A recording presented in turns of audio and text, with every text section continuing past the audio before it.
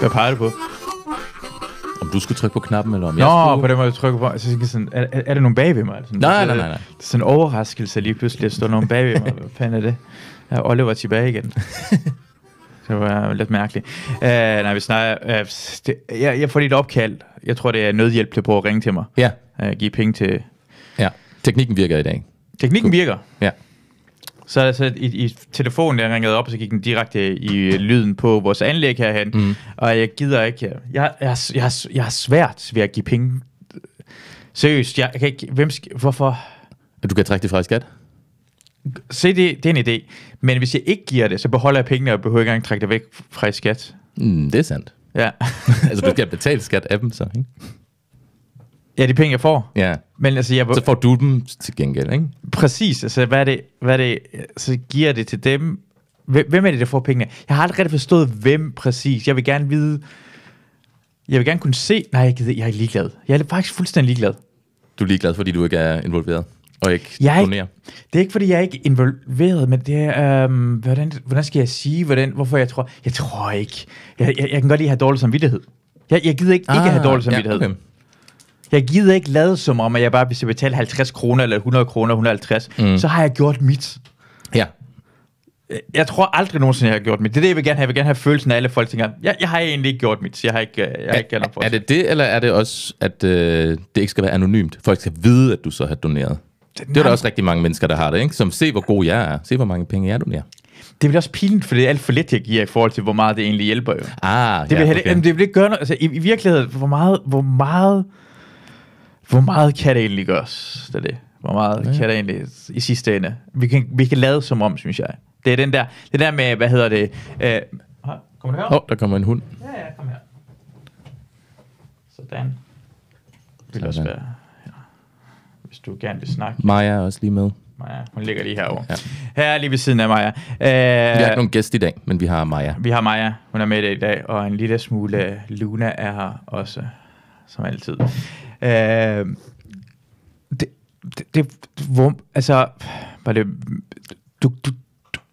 Hvor meget kan man, altså, det er helt, for mig er det helt lidt lavet, som om man gør noget, som om man bevarer kontrollen jo. Det er den jeg kan lide. Eller måske mangler du sådan incitament til, altså, du ved, ligesom folk tager til sådan charity dinners, og så koster en kuvert 5.000 kroner, og så videre. Ja. Måske skal du bare have sådan et incitament med hver raket Iran donerer, så donerer du noget til Israel. Ja, præcis, det kunne være fedt. Det gør noget forskel. Ja. Det skaber noget, og det skaber også noget handel i verden. Altså, det er mærkeligt, at man tænker på sådan, okay, raketter, det er en dårlig ting, ikke? Altså sådan voldsraketter, sådan en, der smadrer ting og sager. Ikke fyrværkeri. Fyrværkeri er også dårligt, men det er også godt. Ja. Altså, begge dele. Fordi fyrværkeri er ikke godt, hvis den ikke ødelægger noget. Ja. Altså, så er det fint, men det er ikke det samme. Ja. Det er den der, hvis du bygger en raket i Iran, ikke? Det giver arbejdsplads til iraner. Ja. Okay? Det giver arbejdsplads til militæret. Den sætter gang i økonomien. Den gør også Iran stærkere, det føles som er vigtigt tilpas. Ja. Okay. Så sender man den her raket man giver dem til Hezbollah. Igen, Hezbollah føles stærkere. De ansætter flere folk i det her militær. Virkelig godt. Ja. Så skyder Hezbollah en raket over til Israel. Tænker man, det er lidt dårligt. Den rammer en bygning. Det bliver smadret. Skaber arbejdsplads, for at skal bygge den her bygning op. Ja. Måske bliver den også pænere end før. Det skaber også et grobund til israelske militær også skal bygge raketter. Ja. Og bygge mere. Og det giver også arbejdspladser. Ja. Og det skyder en raket tilbage til Hezbollah, som smadrer, hvor de bor hen. Ja. Som igen skaber arbejdsplads, for det skal bygge det op igen. Ja. Men hvis det hele stod helt stille, så er det bare... Og det tænker du, nødhjælpen vil gøre? At det hele står stille på. Det ved jeg ikke noget, jeg kan bare lide krig. Jeg kan godt lide, altså, folk kan ikke se det lyse side af krig. Altså, folk kan bare negativt se ned. De kan ikke se den økonomiske vækst i det. Pessimister er folk. Ja. Pessimister. Altså, tag til et krigsramt land. Jeg ved ikke, om du har lyst til at gøre det. Tag til et krigsramt land. Nej, ikke noget. Det er tudefjers alle sammen. Alle sammen dernede er tudefjers. De tuder sådan, det smadrer bygning. Ja, men det er også mulighed for at bygge det op bedre end før. Du kommer fra Tyskland, ikke? Ja, du er tysk. Ja. Har du set de tyske byer, de har bygget op efter 2. verdenskrig? så meget mere moderne. Jeg var i Frankfurt. Så Frankfurt, altså jeg ved, det må være bummet fuldstændig i stykker, for det ligner sådan en moderne, det ligner sådan en mere amerikaniseret by i midten, med høje bygninger, meget mere fremtid. Du har set Frankfurt, du har ikke set Kiel. Nej, jeg har ikke set Kiel. Det er bare blevet grimmere. Det var blevet grimmere, men så er det igen, det er fordi, folk, der bor i Kiel, er pessimister. Ja. Det er ikke sådan muligheden for igen at bygge det bedre og smartere og det hele. Det handler omkring... Okay, Japan. Fuldstændig smadret. Ja. Smukt. Undtagen den der ene bygning Nagasaki, det ikke er bygget op igen. Det synes jeg er virkelig været træls. Har de ikke bygget noget op efter... Ja, Hiroshima. Det er en bygning, som de stadig ikke er sådan beholdt. Sådan, prøv at se. Nå, okay. Sådan, altså, har du ikke set den bygning der? Nej, det tror jeg ikke, jeg har. Det er så dumt. Hiroshima, nu skriver jeg Hiroshima. Building bombed. Hiroshima building still standing. Det er det, står her, ikke? Ja. Find et billede her. Ja, skal jeg skifte over, eller? Ja, jeg vil skifte over lige nu til den store billede. Kan jeg se det her bygning der? Den står midt i det hele. De har ikke genopbygget det igen. Så prøv at se. Nå, okay, ja. Derfra, hvad hedder bumlingen? Bumling. Ja, den står der stadigvæk. Den er det grimmeste bygning i Hiroshima, synes jeg. Jamen men gør man ikke det som monument efter krig og så videre? Hey, husk lige, hvad der var sket og så videre. Glem det. Ja. Bare smadret. Bare væk. Det er der sådan en kæmpe kirke i Berlin, som har et kæmpe hul op i tårnet, for eksempel. Ja. Bare, de kalder den hule tand. Det er det der mennesker, der køber bukser med hul i, ikke? Ja. Og sådan lavet som, det er smart. Det er det ikke. Hul er ikke smart. Fattige mennesker render ikke rundt, fordi det er fucking smart. Du går næsten nar af de andre lande. Det er sådan cultural appropriation nærmest. Jeg synes, det er sådan, hey, Kabul vil ligesom jeg. Nej, jeg har altså, det er ikke, Kabul har lyst til at bo på den der måde. Jeg siger bare, rydde op med det. Berlin. Smadre kirken bygget op på det. Er det ikke post-war chic? Post-war chic, ja. Prøv at se. Det er rige mennesker, der prøver at lade som om de er fattige. Sådan på en anden måde. Ja. Jeg kan lide rige mennesker, det er lavet som om de er rige. Ja. Det er sådan, hvis du er rig, så gå all in i det her ting. Ja. Undertryk. Hvordan viser... Ja, man undertrykker. Altså, det har mere med magt at gøre. Det er ikke... For eksempel, du tager til Mexico, ikke? Eller Thailand, eller alle andre steder, men du beholder det inden for sådan et resort-område, der ikke går hen til fattige mennesker. Have vagter, så de fattige mennesker ikke kommer tæt på dig. Dem, der kommer tæt på, er dine tjenere og sådan noget. Ja. Så du rigtig sådan fysisk kan se det i gadebilledet. Sådan nogle gated communities. Ja, præcis. Ja. Man skal kunne, altså i det mindste værdig du er. Og en af grundene til, at jeg siger det, er, fordi rige mennesker er nogle af mine yndlingsmennesker. Fordi de tænker, altså, de er gode til at snyde os. Ja. Altså, de er så meget rigere, at de er røvhuller, uden at selv vide det, og vi lægger ikke engang mærke til det. Ja. Vi har lige vist en reklame, fordi jeg ved ikke, om du har set den her kampagne, der blev kørt, omkring vindmøller. Har du set den? Hvilken en? Andel, det er, de laver sådan en det her reklame handler om, at du gør folk er utilfredse med vindmøller. De vil ikke have vindmøllerne komme i nærheden af den. Ja. Så har de bygget et hus i nærheden af vindmøller, og så har de fået fattige mennesker flytte ind, og så siger de sådan, det er det er ikke så slemt, som vi tror, ikke? Okay, lad os lige se en reklame, og se, hvor smukt det her er. Langt ude på havet. Der er mange vindmøller i Danmark, og i fremtiden får vi brug for endnu flere. Men hvorfor ikke bare opføre alle møllerne langt ude på havet, hvor ingen kan se dem? Det er der flere grunde til. Først og fremmest handler det om at udnytte vinden, for den er svær at forudse. Der kan være vindstille på Nordsøen, men stiv kuling på Falster. Okay. Ja. Det ved vi godt. Ja. Det sammen. Ved at sprede vindmøllerne ud over hele Danmarks land- og havareal, sikres en stabil udnyttelse og balance i elsystemet. Se, allerede der, god start. Det giver mening det hele. Jeg er med. De lyder mega kloge, det her mennesker her. God afslappende stock music i baggrunden. Bløde tegninger og illustrationer. Det kan godt lige vise det flotte del af Danmark og sådan noget. Præcis. Det er grundene til, at vi i Danmark er blandt de bedste i verden, når det gælder om at få strømmen ud til forbrugerne. Også den der del. Danmark bliver noget af det bedste i verden. Ved du godt Danmark. Men det er det, du skal appellere til dem, der hader vindmøller. De skal jo vide, men husk, du er jo dansker. Du er fra Danmark. Kan du gøre noget for Danmark? Det er for Danmark, det her. Det elsker de. Ja, det elsker. Her er en vindmølle i din baghave. Ja. Elsker du ikke Danmark? Præcis. Vi elsker vind her. Det blæser hele tiden. Skal du også en cigaret med? Ja, tak. Vi har fået cigaretter fra Nordslesvig. Sydslesvig. Er det Sydslesvig? Det er Sydslesvig. Det er jo Tyskland allerede, jo. Okay. Ja, Nordslesvig i Danmark, det er Sønderjylland, ikke? Ja, så det er rigtigt. Så det kommer jeg til at gøre, men de har stadigvæk sådan noget pakker med, hvor det står Camel på den, sådan noget. Det er meget fint. 28 i pakken. Ja. Det er tyskerteam, der lige der var nede og... Man kan købe store pakker i Deutschland. Det er Gruse. Ja. Deutschland. Ja, så videre. Hvis vi opfører alle vindmøller ude på havet, udnytter vi ikke vinden, når den bevæger sig ind over land. Og vi vil få store udsving i produktionen. Både hvis der ikke er vind, eller hvis det blæser så meget, at produktionen må reduceres for at beskytte mod overbelastning. Og så mister vi mere strøm på vejen ved at transportere strøm fra kabler langt ude på havet, end ved at transportere strømmen fra kystnære vindmøller og landvindmøller, fordi afstanden er kortere. Så er der det med prisen. Isoleret set er det billigere at få strøm. Så vi forstår godt. Det er en dårlig idé at have det ud over det hele. Det er fordi, så har du set, så de laver den her reklame herinde. Ja. Så bagefter viser de folk, der bliver interviewet, efter de har boet. De har lavet en bolig ude på landet. Og alle mulige mennesker siger bare, jeg har slet ikke lagt mærke til det her vindmøller. Jeg har ikke noget imod vindmøller. Jamen, det er ikke så slemt, men læg gang mærke til, at de er der og sådan noget. Ikke? Mm-hmm. Meget smart, fordi folk tror, det er irriterende at have vindmøller i sin baghave, og det er det ikke, åbenbart. Nej. Det er ikke åbenbart. Hvor rig skal du være? Hvor arrogant skal du være? Stedet for, så hvis det ikke er så slemt, så kan du bare bygge din fucking baghave. Hvis du har en stor, op i Nordsjælland, hvis du har en stor have, så bare bygge din fucking baghave. Men det gider du ikke her. Man er så rig, at man bygger en bygning, og bygger bare en vindmølle, man ikke har brug for. Betaler for folk flytter ind, laver en stor kampagne, for du gider jo ikke have den her vindmølle i din fucking baghave. Jeg synes, at hele Nordsjælland burde være sådan en vindmøllepark. For det er dem, der siger det jo. Det er dem, der har råd til at sige, jeg har lige tænkt over det tyskerteam, ikke? Altså, det er da ikke så slemt, hvis du har sådan en... Ja, præcis. Gør noget for Danmark. Og... Hvis når jeg skider, ikke? Mm-hmm. Altså... Ved du hvad, det er jo lige træls for os begge to, om det lort bliver begravet i min baghave eller din baghave.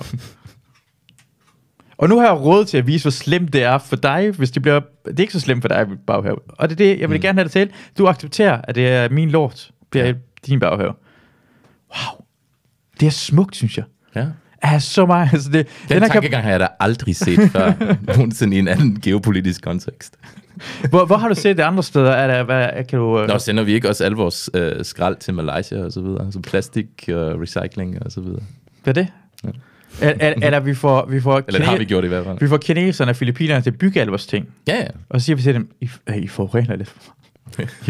I skal lige holde op med at forurene så meget, når I bygger vores ting så billigt, som I gør, for vi kan ikke bygge så billigt. Det går ikke, det der. Men altså, det er fucking smukt. Altså, i den eneste reklame skal sige, måske er vindmøller ikke så slemt. Hvor meget... Du kræver for hårdt at overbevise mig omkring vindmøllerne. For bare byg det i din... Ja. Jeg synes, alle dårlige ting skal...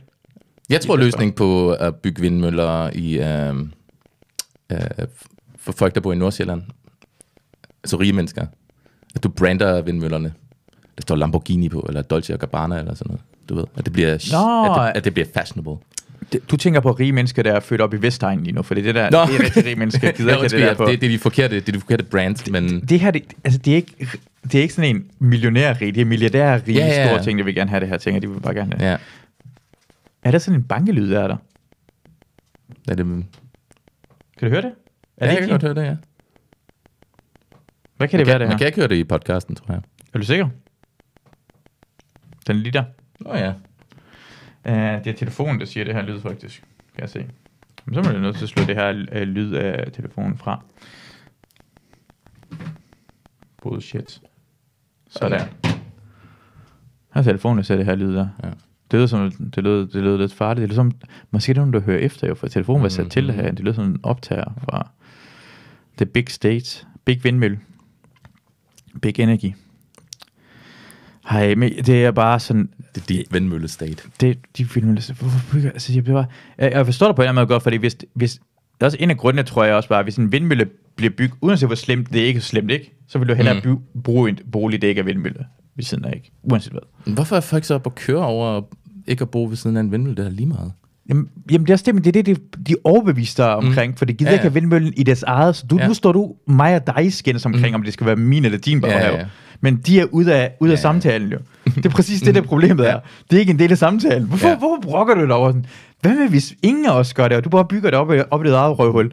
Bare stille det op, hvor du bor hen. Du ved godt, værdien af dit område, altså Nordsjælland bliver ved, altså hvis de bygger vindmølleparker op i Nordsjælland, så bliver du bare mindre værd at bo deroppe. Altså eller det bliver mere værd. Tror du det? Det kommer an på, hvordan du ser vindmøller om 10 år, eller om 20 år. Det er ikke nogen, der gider at bo og have en udsigt til en vindmølle, uanset hvad. Hvad er der så slemt ved det? Det er bare bedre ikke at have vindmøller. Ja, lige nu. Hvad er det smukke ved det? Altså, på et eller andet tidspunkt, så synes folk måske, de er smukke. Så vil du gerne have en udsigt til en vindmøllepark. Du mener ligesom sådan gamle dage, hvor man har du har det der vindmøller, som ikke kan bruges til noget som helst. Præcis. Altså folk sådan en, der stod på Dybbølbanke i 1864. Ikke? Ja, præcis. Okay, det kan jeg godt se, hvad det mener. Men det er jo sådan ret dyrt at bo deroppe. For ja, så derfor de skal have det jo. De skal blive mere værd, hvor de bor hen. Ja. Bare bygge alting der. Ja. Så, måske er du, altså nu er jeg bange for, at du er sådan en plant fra, på det prøve. En industry plant. Ja, du har lige været nede i Sønderjylland og få noget ekstra penge. Altså, hvis jeg var en plant, så var jeg nok fra bilindustrien, ikke? I Tyskland. Ja. Fordi de... det er jo stadig Tysklands største industriested, ikke? Smukt, ja. Det er en, der skrev ind til mig og sagde, at du er dum, tysker team. Okay. Det er ikke præcis det sagde, men det er sådan, jeg får tolket det. Du paraphraser, eller? Ja, det er sådan, jeg forstod det. Okay. Jeg tror også, at vi begge to var en lille smule dumme, fordi vi tog den der indfødsretstestprøve bullshit. Og så snakkede man også om at tage Journalisthøjskolens prøve. Mhm. Og så var det en, der skrev så bare, at tysker team er lidt for arrogant omkring det. Den er svær, man tror. Ja. Ja, men altså... Og så tænker jeg sådan, lad os lige tage den jo. Ja, gerne. Fordi det er en god, sådan quiz er en god til at starte en samtale op jo. Quiz er en god, så snakker man lige, hvad tror du, bla bla bla bla, og så finder man ud af, så kommer viden frem jo. Så starter samtalen. Dynamikken. Det kræves der. Som en bombe fra Hamas. Ja, så begynder folk at snakke, ikke? Wow. Mange flag bliver det så et ekstra. Altså palæstinensiske flag, altså du skulle næsten... man burde... Hvem er det, der syrer dem egentlig? Folk i Bangladesh. Bangladesh, ikke? Altså hvis jeg var israeler, så ville jeg sælge palæstinensiske flag. Ja, det er en god forretning lige nu. Det er fucking god. Hver eneste gang, altså jeg vil... Eller israelske flag, ikke? Så brænder dem, så køber flere. Begge dele. Jeg vil finansiere ligesom med krigsudgifter. Ligesom fodboldfans, der brænder modstanderens trøje. De skal stadigvæk ind i fanshoppen og købe den, og så give den anden klub penge. Præcis. Og så brænde den, og så købe den igen, så de kan brænde den igen. Præcis. Ja. Det skal det gøre. Vi skal lige finde ud af, hvad det bliver. Ja, det er meget, meget smart. Det vil jeg gøre. Det skulle måske en forretningsidé. Altså tage til demonstrationerne og sælge flag. Det kunne være virkelig, virkelig smart. Køb det her flag, 5 kroner går direkte til mig. Det går direkte til mig. Det går direkte til våbenindustrien i Israel til at bombe endnu mere i. Ja, EU er ret dårligt til det der. Det flag kan jo ikke brænde, åbenbart. Du kan ikke brænde et EU-flag. Hvorfor? Jamen, de har codet det med et eller andet specielt. Altså, eller er det ikke rigtig EU-flag, hvis man kan brænde det, så kan man... Jeg tror, det er fake, ja. Så er det fake, hvis du... det er en fake. Eller det er faktisk meget smart at sige, sådan, det er en fake, hvis du kan brænde det, så er det en fucking fake. Præcis. Lad os starte testen herhen. Det er Journalisthøjskolens den der test. De har 3 teste. En af dem er ikke parat. Det er en popquiz. Det er en popquiz, ja. Og man har 25 minutter. Okay. Der er tid på, men de første 15 spørgsmål er faktisk okay nemme, og så bliver det sværere løbende. Ja, hvor mange spørgsmål er der? Mange. Okay. Hey, lad være at starte med et spørgsmål, jeg ikke kan svare på, til at starte med. Det får mig til at lyde som fucking dum, og det har jeg ikke lyst til at gøre. Det har jeg ikke lyst til at lyde dum. Skal jeg starte testen? Ja, lad os starte testen. Det er dig, der er på prøve her i den tyske team. Ja, men lad os gøre det. Jeg starter testen her. Hvilken af nedstående definerer bedst bias eller bias? At have forudfattede meninger, at skråstille genstande, at dyrke flere sportsgrene, at være dogmatisk, eller at arbejde med bier? Hvad siger du? Altså, det er i hvert fald at have forudfattede meninger. Ja. Det er jo et bias, ikke? Men du kan også være ekstremt dogmatisk, hvis du har et bias. Men, okay, ja. Altså, det udelukker det, ikke? Man kan vælge flere. Men, du skal svare rigtigt på det. Også det rigtige men jeg tror, at en definition er jo nummer 1, så, ikke? At have forudfattede meninger. Yes, så går vi videre til næste spørgsmål. Det fortæller ikke, hvad det er. Det er først til sidst, vi får vide, hvor mange du har rigtigt. Hvem kan udskrive et kommunalvalg? Et eller flere krydser. Er det borgmesteren? Er det flertal i kommunalbestyrelsen? Er det en enig kommunalbestyrelse? Ingen! Valgloven fastsætter, hvornår det skal holdes, eller når mindst 10% af borgerne skriver under på det. Hvornår kan man udskrive et kommunalvalg? Okay, altså i regeringen er det vel også statsministeren, der kan sige, nu udskriver vi valg for de der mistillidsvotum eller et eller andet, og så kan det jo være uden for de perioder, hvor der egentlig er valg. Men jeg ved ikke, om en borgmester kan det der. Jeg tror...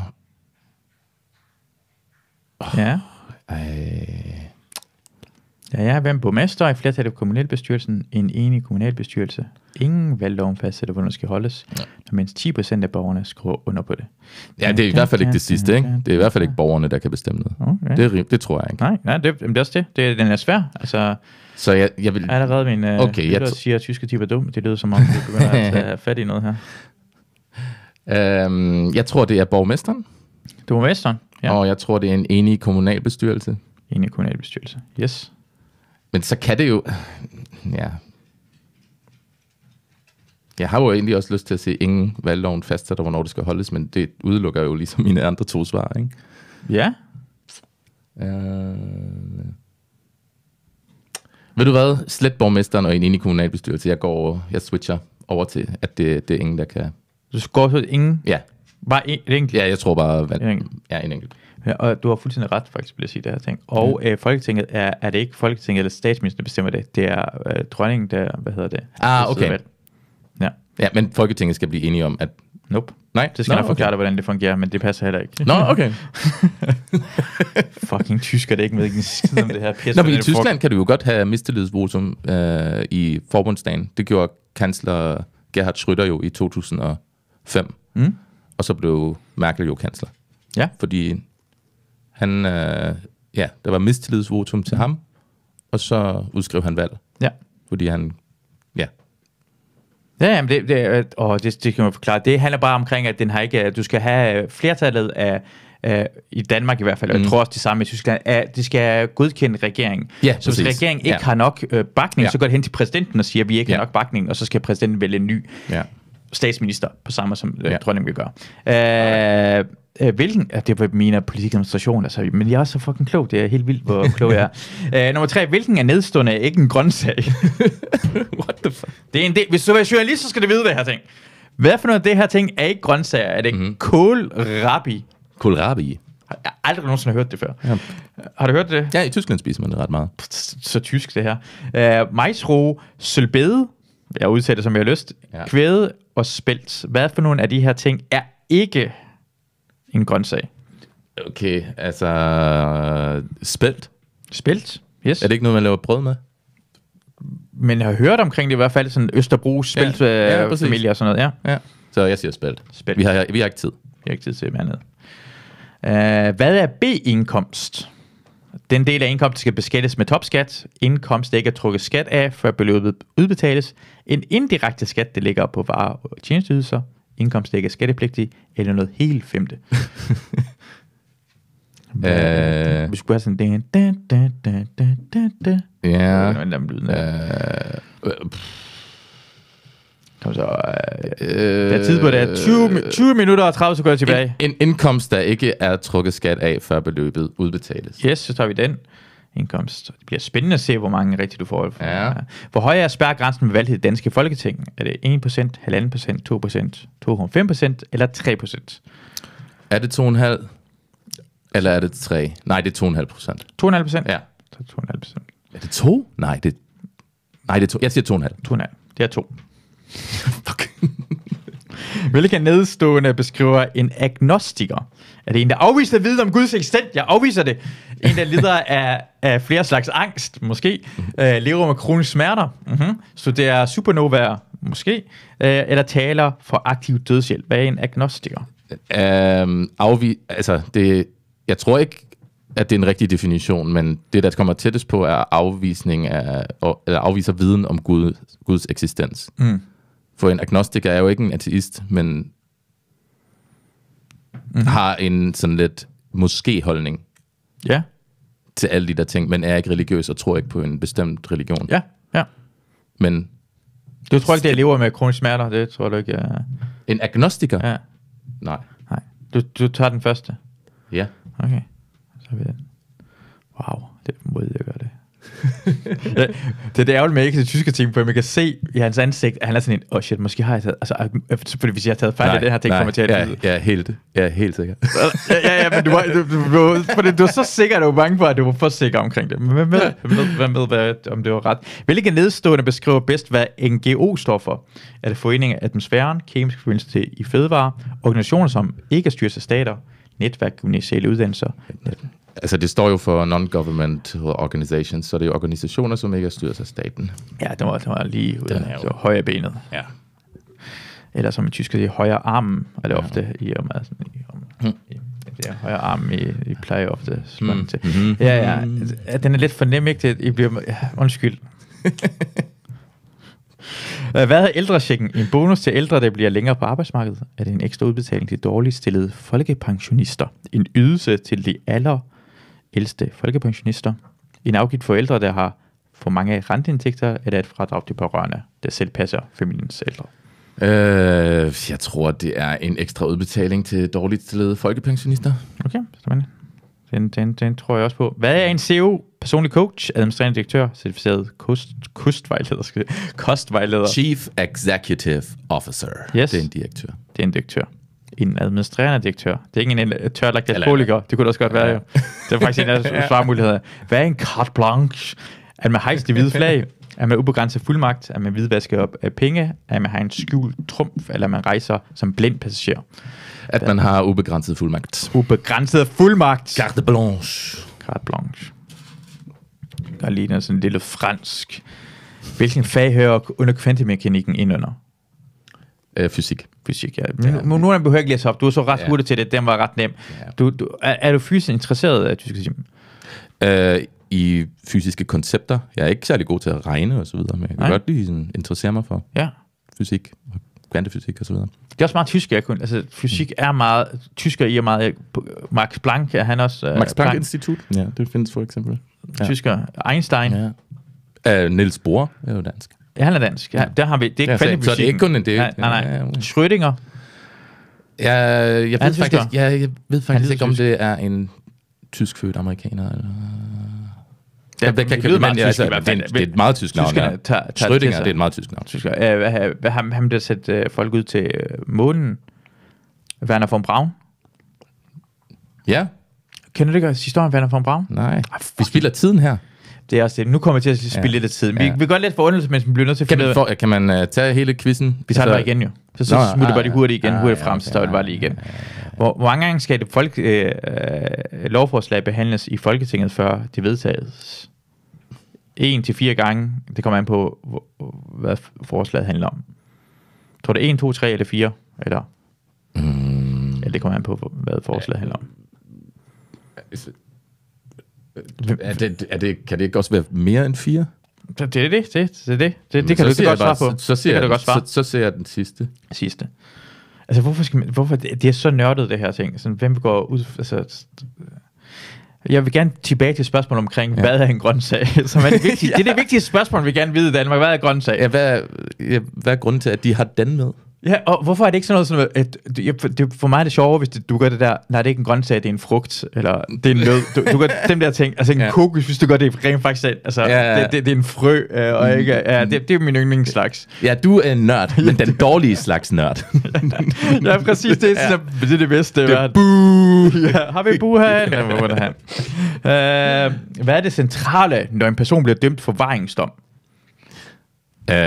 Skal vi... Ja, er det også så åbent fængsel, at det er ikke uden tidsgrænse, der er afsones på fodlænke, der er afsones lukket fængsel? Eller person isolationsfængsel, mener jeg, det er, ikke?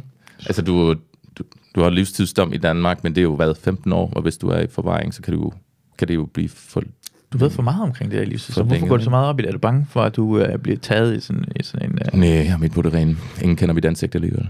Hvad for noget? Ingen kender mit ansigt alligevel, jo. Nå, det er også rigtigt nok, men altså på et tidspunkt, altså jeg ved, hvordan dit ansigt ser ud. Ja, men... Vi har haft gæster herinde, ser det ansigt. I take my chances. Ja, folk har set, altså du ved godt. Ja. Tænker du over, altså overvejer du... Altså, når du skal til at begå en forbrydelse, ikke? Ja, det gør jeg ikke. Men vi leger. Vi leger det overfor. Ja. Står du og tænker, hvor meget, altså tænker du, hvor meget dom du får for det, før du gør det, eller er du fucking Jeg tror, jeg vil faktisk være sådan en forbryder, ja. Det vil tænke over det. Ja. Så jeg tænker, altså... Okay. Forsømmelig omgang med lige, det gider jeg ikke, skære ikke det her menneske i stykker. Så får jeg bare endnu en dom over. Du får en ekstra, det gider man ikke. Det er præcis det der, for du slår bare personen ihjel, men det der med at skære dem, det gør jeg ikke. Jeg lod den. Ja, så får du blive plus 5 år, eller whatever der er på det. Ja, præcis. Det er præcis det der. Det er godt tænkt. Det er derfor, loven er der. Det er for nogen som jeg, sådan sindssyge typer. Ja. Peter Madsen, sindssygt dum i forhold til det, ikke? Jeg tænker ikke over det, når jeg begår, noget som helst. Nej, okay. Jeg er passioneret omkring det. Ja. Når jeg dræber, så gør det. Hvis jeg har lyst til at bolle livet bagefter, fordi jeg er passioneret, jeg tænder på det lige nu. Så slet ikke tænker på straffen bagefter. Det er først, når du går op fra mit rus, jeg tænker... Du nyder dit high, og så tager du konsekvensen bagefter. Jeg er passioneret. Jeg gør ting med mit hjerte. Og selvfølgelig offret. Ja. Men så kommer du i forvaring. Ja. Og i isolationsfængsel, ikke? Det er dom er uden fastsat tidsgrænse. Ja. Ved det. Ja, ikke? Jo. Det står, undskyld, at dommen er uden fast tidsgrænse, mener jeg jo så. Du sagde det andet der. Nå, den glippede jeg, fordi...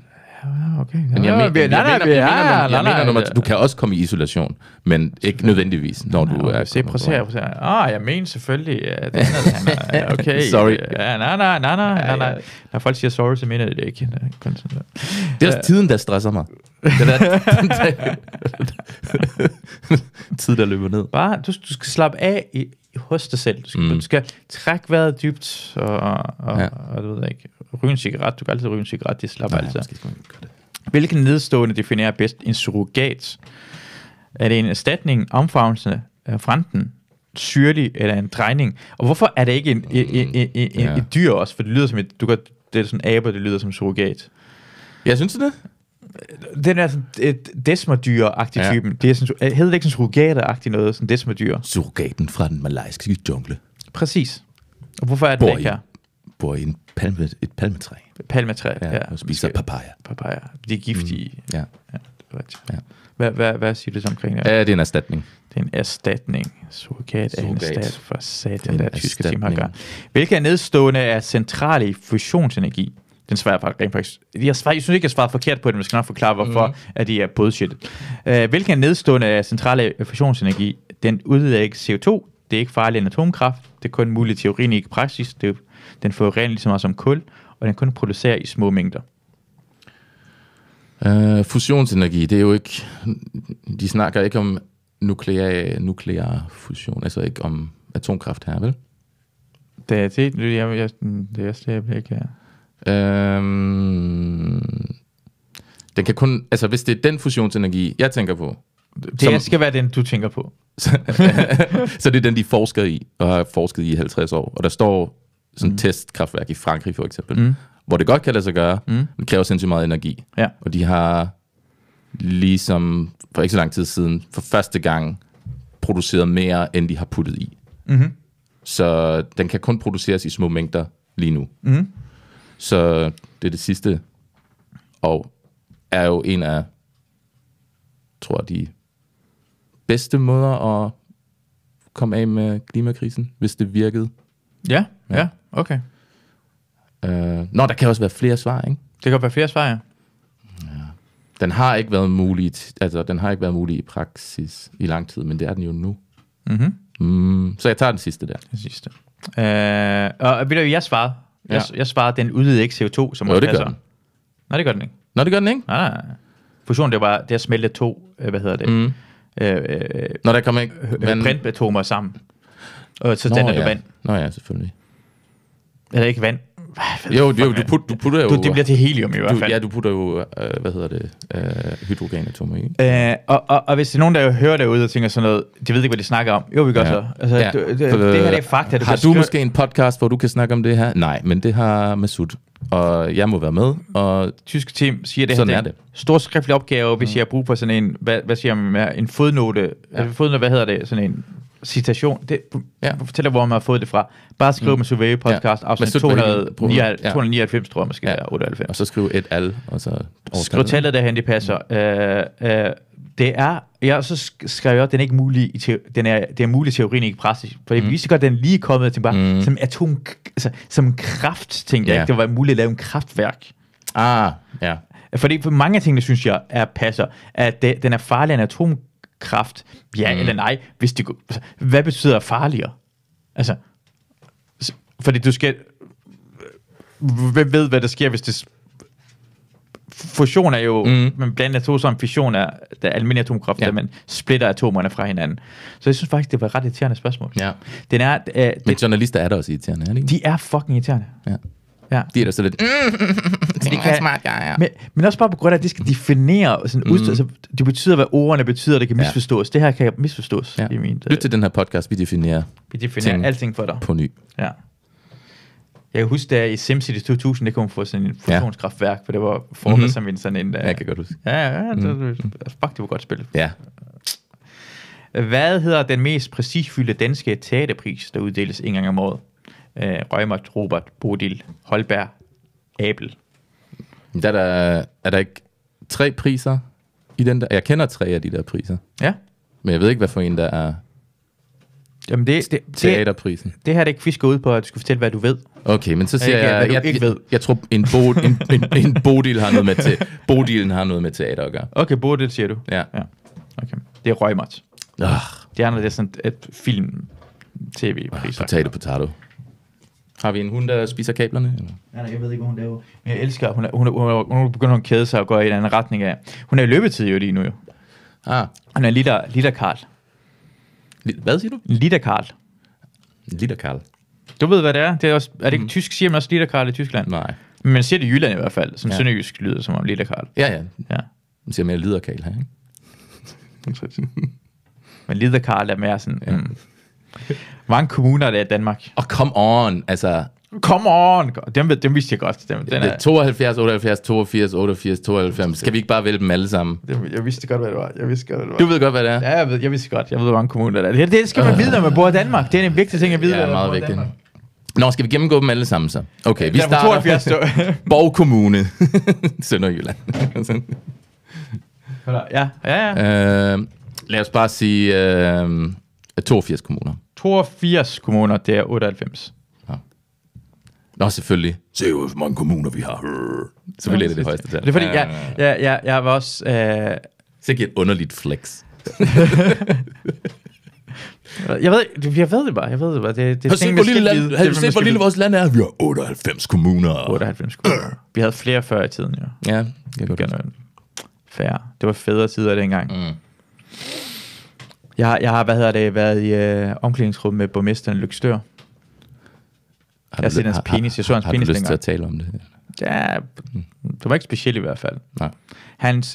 Hans kone var min dansk lærer. Ja. Og så da han stoppede at være borgmester, for det kom venstre, han var socialdemokrat, det kom venstre ting, så blev han min matematiklærer. Han var ikke særlig god til det.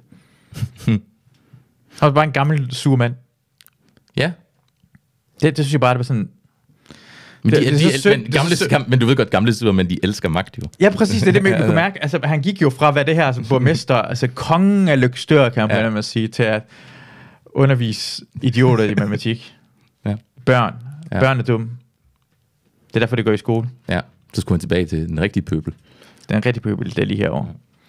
Det er derfor, jeg har ikke lyst til, at sådan, i Danmark, at man bliver borgmester, så går man bade med sådan en indvandrer. Altså, hvad fanden er det for noget? Jeg burde have min eget bad. Jeg skal ikke have sådan en, fejlfarvet, omskåret penis kig på, når jeg går i bad. Hvad fanden er det for noget bullshit?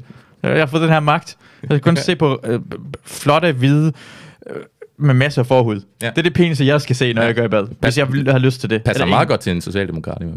Ja, det er perfekt for ham. Hvilken af nedstående beskriver bedst, hvad borgerligt ombud er? Jeg gider ikke læse det op. Gud, hvor er det kedeligt, man. Ja. En høringsrunde. Borgere har krav med planer om større anlæg til deres boliger. Jesus. En ret til at kræve, at ens tvangsauktion skal gå om. En opgave, som borgere har pligt til at påtage sig. Et borgerforslag, der opnåede de krævede 50.000 underskrifter, eller en ret til at borgere til at klage til ombudsmanden over myndighederne. Hvad borgerligt ombud betyder? Jeg tager det svar, hvor ombud er med i sætningen. Okay.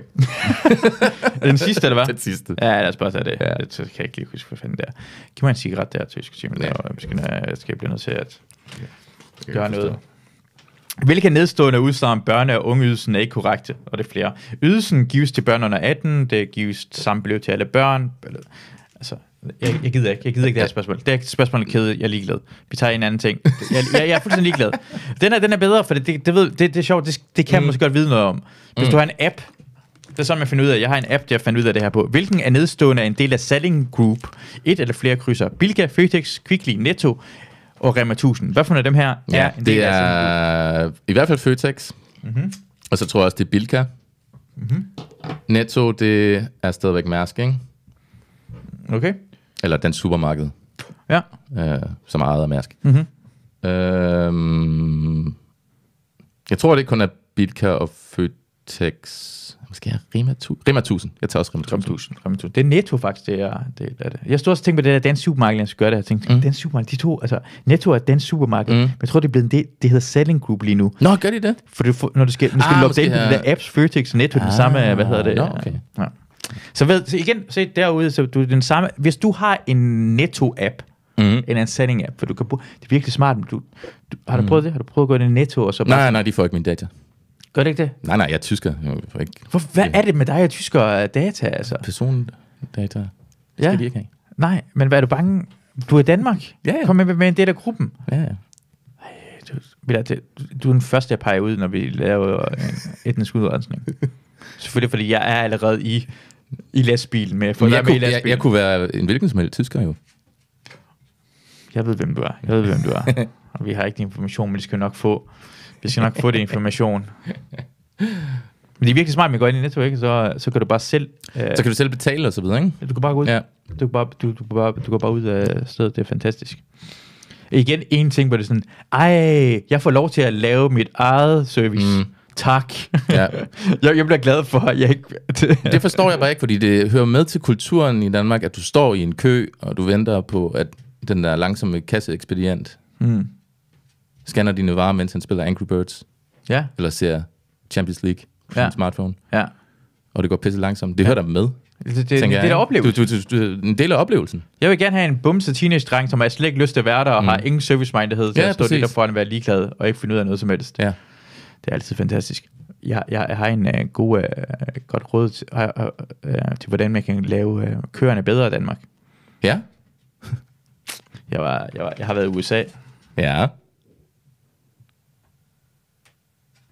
Har vi den her? Jeg har været i USA engang. Landet, hvor de flyder med honning og mælk. Så den forfra igen. Det er også smukt. Har du været i Whole Foods? Ja, det tror jeg faktisk. Det var mange år siden, jeg har været ude. Fuck, det er godt. Alting er lækkert derinde. Ja. Det er menu bare bedre. Alting er bare det mest lækre i verden. Alting er større, tykkere, smager bedre, dyrere, som jeg gerne vil have det. Det er mexikanere, der står og fylder det hele op. Du kan få det bedste sushi. Du kan få mochi-is. Du kan få alting. Men det bedste, det var der. Det bedste var køerne. Det var én kø. Det var én kø! Det var flere kasser, men det var fucking én kø. Det kan Danmark lære noget af. Det var én kø langsomt, men går ind, og den delte sig op i flere kasser. Det var ingen problemer. Folk var høflige, det var søde mod hinanden, for det var for én kø. Når der åbnede en ny kasse, åbnede det kassen op for alle! Og ikke for røvhullet, det lige stak sig ind foran og gik hen til... Make Netto great again. Det kan USA gøre. Det skal Danmark gøre. Hvis Danmark gjorde det her ting, så havde vi ikke nogen problemer. Ja. Men i dag har vi problemer. Ja. Det er trist. Det var den bedste måde at bruge den her lyd på. Det var det her. Men det var en god start, synes jeg. Altså en god opbygning. Og, altså, ja. Jamen, det er godt lide musikken. Det var rigtig godt. Du producerer det her tyske team. Ja, jeg har lavet den til dig, så du sådan kan, du ved, få lidt mere pondus og patos. Det er patos, det hedder. Patos hedder det, ja. Det vil jeg rigtig gerne have. Ja, du bestilte et lydklip fra mig, og du vil gerne have den samme stemning som talen fra Independence Day-filmen fra 96. Ja. Så jeg prøvede at ramme den. Ja. Jeg vil gerne ændre Danmark lidt ad gangen, og det er en af mine måder at gøre det på, er, at der er 2 ting, jeg vil gerne have. Det skal Netto og alle steder, hvor jeg kø. Jeg vil gerne have, at det deles op. Faktisk på samme måde, som det er det der selvbetjeningskørende, er faktisk på samme måde jo. Ja. Der åbner kasse. Du har én kø ind til hele området. Ja. Så man bruger alle kasser hver Danmark. Ja. Det er også kun den, jeg bruger. Bruger du kun den? Ja, jeg bruger kun de der selvbetjenings. Ja. Hver eneste gang jeg går igennem det, så er der altid en ting, der siger bip, og den ikke gider. Og så skal ham der putten alligevel komme ind til mig, som er på han er bare sådan, han gider aldrig sådan være det. Jeg hader det. Jeg vil gerne have en person, der gør det her for mig. Hver eneste gang jeg kan gå igennem, jeg gider ikke det pis. Jeg gider ikke det bedste derinde. Undtagen, hvis jeg kan bedre lide den der, hvordan de har en Netto, hvor jeg selv kan scanne, imens jeg lægger det i min egen pose, og så gå ud af. Ja. Det føles som om jeg stjæler. Jeg kan godt lide ideen, som jeg har stjålet alle de her varer. Fordi nogle af tingene har jeg rent faktisk stjålet. Måske ikke, jeg ved ikke, lad være med at tjekke mig. Du kan bare gøre jo. Det er det nemmeste i verden, men folk gør det ikke. Ja. Det er en måde at gøre. Og så vil jeg gerne have, at når man betaler, så står, automaten, du kan der, hvor du sætter dankort, den står på den side, hvor jeg pakker min pose. Ja. Jeg har oplevet få gange, det har været sådan, og det var så lækkert. Du kan, din pose går igennem det der bælte der, og så kommer det ud helt over på den anden end, og du er i gang med at pakke, og så får du lige så meget kost, og så skal du hele vejen frem igen. Jeg vil gerne have den der automat, hvor den står lige der, hvor jeg er i gang med at pakke. Ja. Ved du, hvor de har det? Nej, det ved jeg ikke. I Lidl. Hvad er Lidl? Lidl er tysk. Det er tysk. Der betaler du der, hvor du pakker. Fantastisk. Der har de maskinen. Og de har brezel. Og jeg elsker brezel. Hvad er brezel? Ved du ikke, hvad brezel er? Det har jeg lige sagt, jeg ikke gør. Jeg har lige sagt det. Hvor skal jeg sige det igen?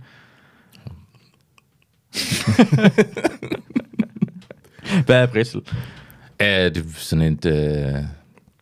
hvordan skal man beskrive det? Jamen, det er det, du skal gøre jo. Ved du, hvad pretzels er? Ja, det ved jeg præcis, hvad er. Så ved du også, hvad en brezel er. Hvorfor er det ikke sådan en pretzel, så? Fordi pretzel kommer fra brezel. Altså, fucking... Er hamburger så... Er det fra Hamburg? Eller det en hamburger? Hvad er det? Er tyskerne tager Jeg siger bare, ja, den er fra Hamburg. Den er fra Hamburg. Jeg claimer den bare. Den claimer fra Hamburg. Ja. Det er sejt. Det er mega fedt. Hvad er en flexistar? Hvad fanden er en flexistar? Hvad har en, der er... Spiser kun kød i små mængder og bruger flextrafik. Dyrker sat i form for styrketræning. Har en flexordning på arbejde og har huslån med ordningen med flexlån. Det der var... Altså... Det er så... Nu bruger jeg et ord. Det er så arbitrært et spørgsmål, det der. Det burde være et spørgsmål, det der arbitrært. Ja. For det... Altså, i omgangssproget, så er en flexitar jo en, der spiser kun kød i små mængder. Okay. Som vælger at spise mere vegetarisk, men ikke fuldstændig stopper med at spise kød. Ja. Men der er jo ikke en definition på det. Eller er det en definition, hvis det står i ordbogen? Er det så er det så det? Ja. Det er et underligt spørgsmål. Ja. Men ja. Hvad siger du? Det er en person, der kun spiser kød i små mængder. Ja. Jeg vil sige en hykler. Kom over, baby. High five, onkler, alle derude. Alle hunglige derude. High five mig. Tak for det. Hvilken af nedstående beskriver bedst, hvad en beskikket forsvar er?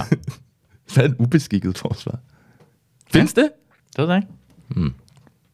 Hvad er en beskikket? En advokat, der har en særlig autorisation til at føre retssag alene. En advokat, der er i praktik hos en erfaren forsvarer. En advokat, der er under opsyn efter påtale fra Justitsministeriet. En advokat, der udpeger retten til at forsvare en tiltalt. Eller en advokat, der kan påtage sig sager, som kræver særlig fortrolighed. Jeg aner det ikke. Det er ikke en mulighed her. Nej.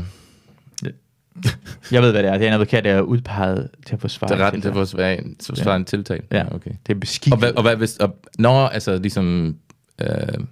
Hvis du ikke har en advokat selv, så giver vi dig en. Ja, så får du en. Ja, okay. Det er ikke bestikket, det er det, du troede, ubestikket. Hvad er en bestikket advokat? En bestikket advokat? Det er vel alle advokat. Det er vel alle advokat. Hvorfor har vi ikke det? Det er det nærmeste, vi er det her. Nej. Ja, det er godt nok. Vi kan have en glip på det. Det er det, vi burde have, når vi laver sådan en historie. Fuck dig, Emil. Shit, man. Hvilken af nedstående danske øer har en broforbindelse? Et eller flere krydser. Hvor mange af dem her har en broforbindelse? Samsø, Fur, Sprøø, Mors, Fanø. Hvem af dem har det? Okay. Samsø har ingen. Fanø har heller ingen. Okay, så vil jeg tænke på. Sprøø har vel heller ingen. Okay, ja. Jeg ved ikke. Fur. Hvad er det? Fur er det i Nordjylland? Er det deroppe ved Limfjorden? Der er der mange broer, ikke? Der er mange, der bor der. Jeg boede derude. Men er der ikke mange broer oppe ved Limfjorden også? Det er broer ved Limfjorden i hvert fald. Det er Limfjordsbroen, der er der. Ja. Der er Akersundbroen, der er der.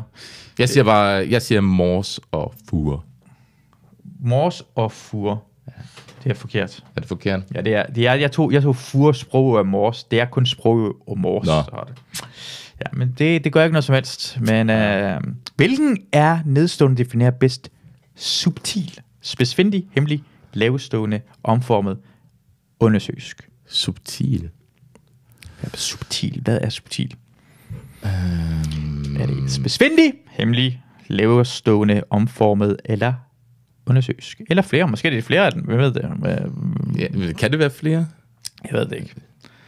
Da jeg svarede på det, så troede jeg faktisk, det var flere, men det er det ikke. Jeg troede, det var flere.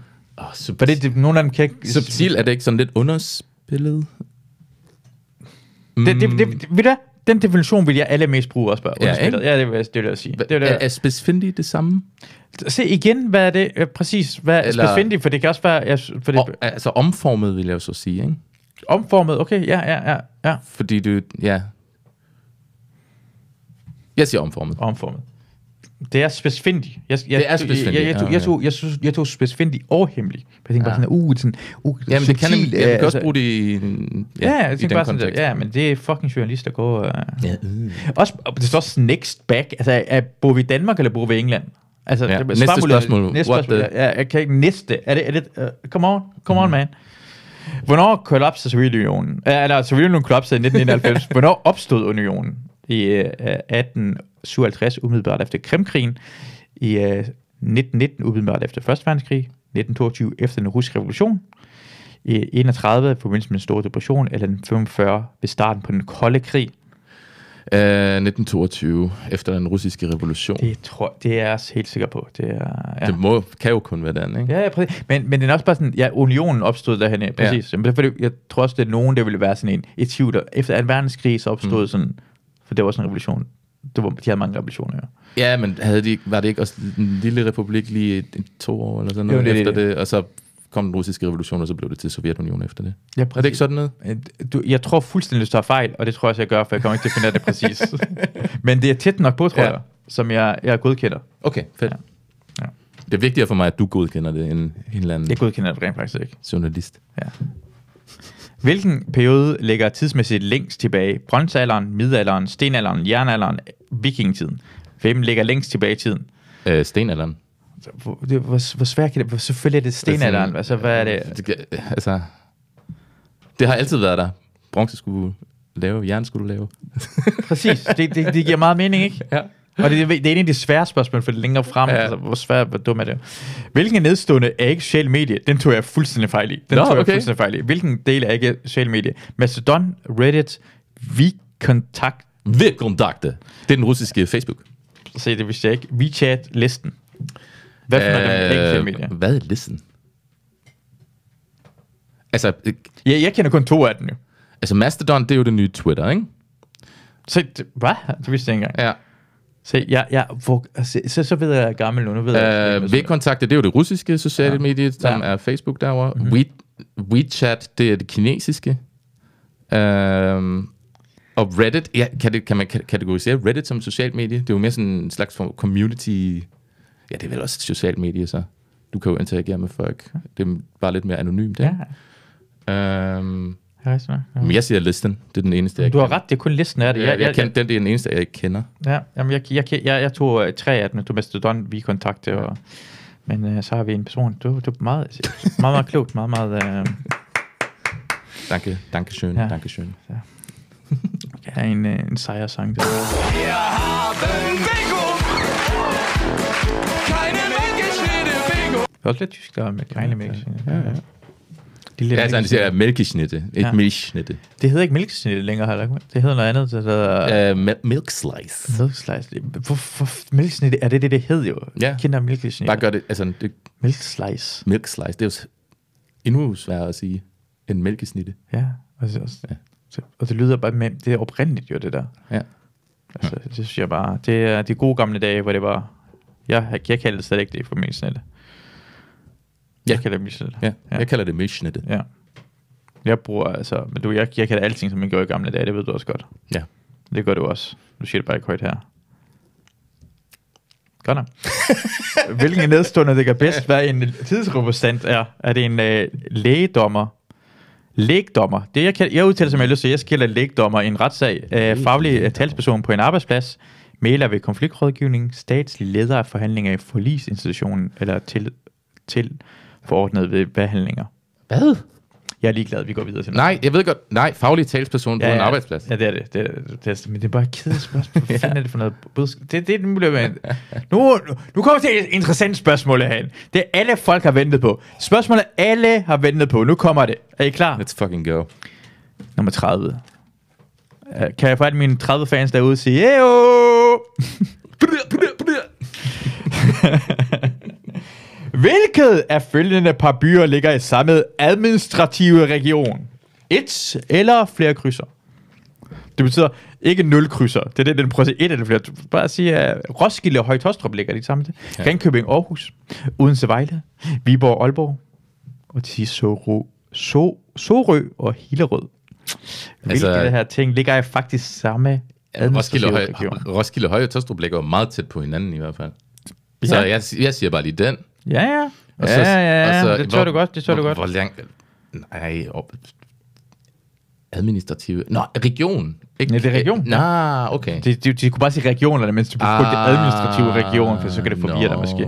Hvad for nogle ligger i samme region? Nej, men så er det... Høje-Taastrup er med hovedstaden så stadigvæk, så det er ikke Roskilde og Høje-Taastrup. Nej, okay, så tager vi den væk igen. Den kan vi tage væk igen. Den tager vi lige væk igen. Det er alle derude, spørgsmål 30 fans derude, er helt op at køre lige nu. Okay, Viborg og Aalborg, det er jo region Nordjylland. Ja. Sorø, Hillerød, det må være region Sjælland.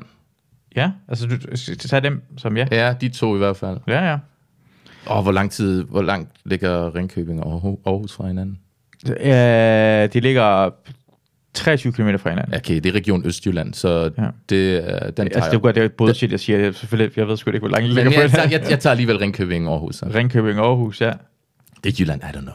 Ja. Men jeg tror, det er de 3. Du er selv fra Jylland. Jamen, jeg ved da ikke, hvor Ringkøbing ligger. Ringkøbing er det i Vest. Det er det der i Vestjylland. Men, ja, okay. Tag Ringkøbing og Aarhus væk. Er det ikke flere Ringkøbing? Ja, det er der jo.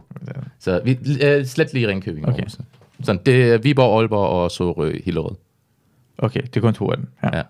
Ja. Viborg og Aalborg er i hvert fald ikke samme region. Odense Vejle er i hvert fald. Er de? Ja. Det er syd begge 2. Og Fyn og Sønderjylland. Ja, Vejle. Okay.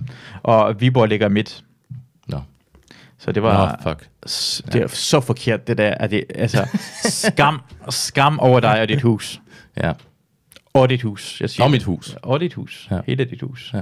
Shame on you. Nummer 31 fans derude. Kom op og køre. Hvilken af nedstående dækker bedst begrebet tingenes internet? Central registrering af... Du ved, det her må du vide, ikke? Ja. Hvad for en... The Internet of Things? Præcis. Mulighed for funktion mellem... IoT. Mellem fysiske genstande, samling af sites, hvor man køber sælge brugte varer. Global. Okay, det er i hvert fald en mulighed for kommunikation med og mellem fysiske genstande. Ja. Hvad var den sidste der? Beskrivelse af den hardware, det kræver at gå på internet. Det er godt, hvis den har det, men det er ikke nødvendigvis. krav. Og det er vel ikke, det er ikke beskrivelsen af hardware. Nej, Internet of Things for eksempel, der kan du huske, der Stuxnet i Iran, da de hackede atomkraftværket for 10 år siden. Ja, hvorfor kigger du på mig på den måde, siger det? Fordi du er fra Iran. Ja, men du siger bare sådan, kan du huske dengang, vi gjorde det? Kan du huske Stuxnet, det var en dårlig tid for dig? Ja. Det var et hackerangreb igennem The Internet of Things, ikke? Fordi der var ting, der var sat på nettet, fysiske hardware-ting i et atomkraftværk, som de så hackede, og så kunne ændre på centrifugerne i kernereaktoren, og så få den til at smelte ned og så videre, ikke? Wow, så det er tysk Simon Kloge, han er jo... Ja. Så godt, the big brain, som Deutsche Team. Central registrering af alle digitale apparater via internettet. De er vel registreret, når de er på internettet, fordi du kan tilgå dem. Du kan jo se, at det er et relæ i Roskilde, du tilgår i en eller anden, en eller anden skifteboks. Så bare sige nummer 1 også. Nummer 1 også? Ja. Ja, du skulle bare have valgt den ene af dem. Nå. Okay. Det er sådan, dækker bedst over begrebet. Nå, bedst, ja, okay. Ja, men det handler om at læse spørgsmålet herinde, og når vi sikkert fangt, efter tyske team har, svinet til omkring det her Stuxnet. Hvad er det hedder? Du kan ikke engang huske din egen hack? Nej, så gider jeg ikke hjælpe herover, så bliver jeg ond, så bliver sådan en, gå fuck dig selv. Jeg tror ikke, han er forkert, for satan der. Så kan mærke, aggressionen kommer frem i mig. Ja. Hvilken er nedstående udsagn om CO2 korrekte? 1 eller flere krydser? Luftart, der hverken ses eller lugtes. Vi kan gå ind i gang. Er CO2 er det rigtigt? Er det en luftart, der hverken kan ses eller lugtes? Er det ja eller nej? Jeg tror ikke, du kan lugte CO2, men... Kan man se det? Nej, det tror jeg da ikke, man kan. Kan man? Vanddamp? Okay, altså, der er CO2 herinde, det ved du godt, ikke? Ja, hvis der er for meget, så dør vi. Men... Ja. Kan du se det? Fordi så skal vi kalde en læge, så er det sindssygt. Nej, jeg kan ikke se det. Nå, men jeg ved da ikke, hvor det... Altså, er CO2 ikke også bare sådan vanddamp? Altså, der er der også CO2. Nej, er det ikke CO2 i? Jeg kommer til vanddamp, det er vand, jo. Ej, altså, fucking det er skamfuldt. Hvorfor skal jeg også vide det her? Skamfuldt det her. Hvorfor skal jeg vide det her? Jeg skal lige finde ud af, hvad ham der skrev til mig. Der sagde, at tyske team ikke kan klare det her. Det er 100% rigtigt. Tak for... er det første? Er det rigtigt? Vil du sige, det er det rigtige luftart, der er hverken? Er det de 4 svarmuligheder, det der? Der er 5. Der er 5. Det er flere, hvilket er nedstående er korrekte. Hvad for dem passer med det? Men først luftart, der kan hverken ses eller lugtes. Passer det, eller passer det ikke? Altså, man kan ikke se det, eller lugte, kan jeg ligesom høre. Men det er også en naturlig bestanddel i jordens økosystem. Okay, vi tager den begge to. Jeg har ikke noget mod, at vi tager flere. Altså, ja. Du kan også bare have for meget af det, som vi har nu, ikke? Ja. Præcis. Vi kan også have for meget ilt, jo. Ja, det kan man også. Så springer det hele i luften, jo. Ja. Kan ikke ryge smøger på en iltplanet. Det kan man ikke. Nej. Det er rigtigt. Det gør det vildt derude. Du er på en ildplanet, du lander derhen. Ja, lad være med at ryge. Hold den der Marlboro Lights-pakken i lommen. Ja. Smart. Gas, der er farligt i krystalliseret form, er det noget CO2? Er det farligt? Det kan da godt være, at det er farligt i krystalliseret form, men nej, I don't know. Luftart, det er genstrålet som infrarød varme. Nej. Gas, det primært ligger omkring de magnetiske poler. Nej. Jeg tror, det er fuldstændig ret imellem kun de to der. Det tror jeg. Fordi det er også mærkeligt, for hvis det er gas, så er det ikke krystalliseret. Jo, hvordan kan det være krystalliseret gas samtidig? Ja, hvis du så spiser det, eller hvad? Jamen, så er det ikke gas længere. No, yeah. I don't know. Bullshit. Yeah. Hvilken af nedstående udsagn beskriver bedst, hvad cancel culture er? Skal vi ringe til Brian Mørk og spørge? Jo, det burde vi næsten, ikke? Hvad synes du? Er det at være skaldet her briller? Du har ikke nogen briller. Det er præcis derfor, jeg kan sagtens gøre det. Nå ja, okay. Udelukke personer eller holdninger fra det offentlige rum. Det er det, vi gider ikke. Det er det bare det. Er det ikke det? Aflyse koncerter eller rejse uden kompensation til de ramte. Aflyse koncerter eller rejser uden kompensation. Er det de 4, vi har? Eller hvad? Dyrke særlig form for nichekunst i lukket fora. Det kunne sagtens være det. Acceptere kunstværket som betalingsmiddel. Sige nej til behandling, det indbærer voldsomme bevirkninger.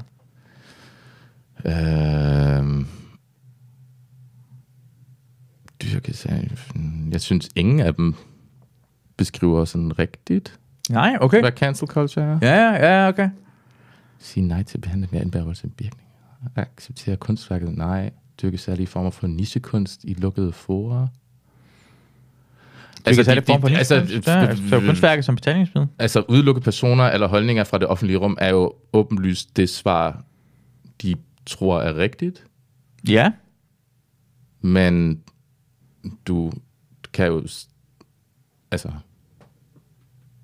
Bare fordi nogen ikke bryder sig om dig, så kan du stadigvæk gå ud i det offentlige rum og gøre lige det, du har lyst til. Og sige det, du vil. Ja. Det er også det, du giver dig fuldstændig ret i. Så jeg synes ikke, at... Jeg går ud fra, at det er det rigtige svar. Jeg er bare ikke enig, tror jeg. Nej, godt. Se. Det kan jeg godt gøre. Det er også beskriver bedst, og jeg synes også, det her spørgsmål var kringlet. Det er det rigtige. Det er jo bare, de andre kan ikke noget mening. Det er jo bare sådan en tudefjæser, der siger, det må jeg ikke optræde mere. Sådan, jo, det må du gerne. Wow, du har mærkelig holdning til What? Hvorfor har du sådan med Brian? Hvor kender du sådan tudefjæs lige nu? Jeg kalder dig ikke Brian en tudefjæs. Jeg føler som det gør lige noget. Han må da optræde lige så meget, han vil. Vil han lægge det? Vil han lægge? Man må gerne have en dårlig holdning til... hvad er blæst? Det er fucking lortemusik, så er det musikere. Jeg vidste det engang. Jeg tror, jeg skrev kulturhus. Nej, det er fucking ligegyldigt 2020 pop elektro shit. Okay, wow. Fuck lort, mand. Hvilke af nedstående lande er ikke med EU? Et eller flere krydser. Tyrkiet, Kroatien, Schweiz, Estland, Ungarn. Hvad for af de her lande er ikke en del med? Det er Schweiz og Tyrkiet. Schweiz og Tyrkiet. Det er 100% sikker på, du har ret. Ja. Selvfølgelig skal det ved jeg. Ja. Dansk natur- og nationalparker skal skabe biodiversitet i kraft af hvilken nedstående tiltag? Er det indhegning med græssende dyr? Er det indhegning til truede dyrearter? Er det indhegninger til truede plantearter? Indhegning med moser og sumpe? Eller indhegninger til rovfugle?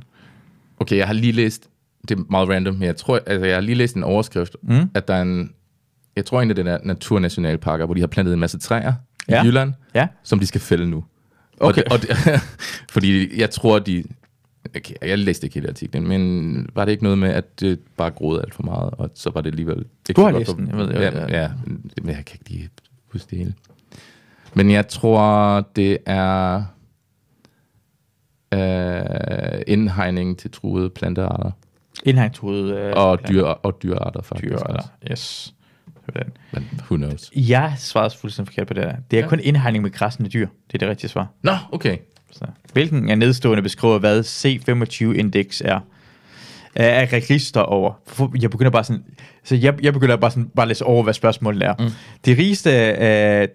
De 25 rigeste danskere opgjort på personalformue, de 25 mest handlede aktier på Københavns Fondsbørs, de 25 mest solgte biler i EU, de 25 værst forurenede industrigrunde i Danmark, eller de 25 farligste viruser på verdensplan.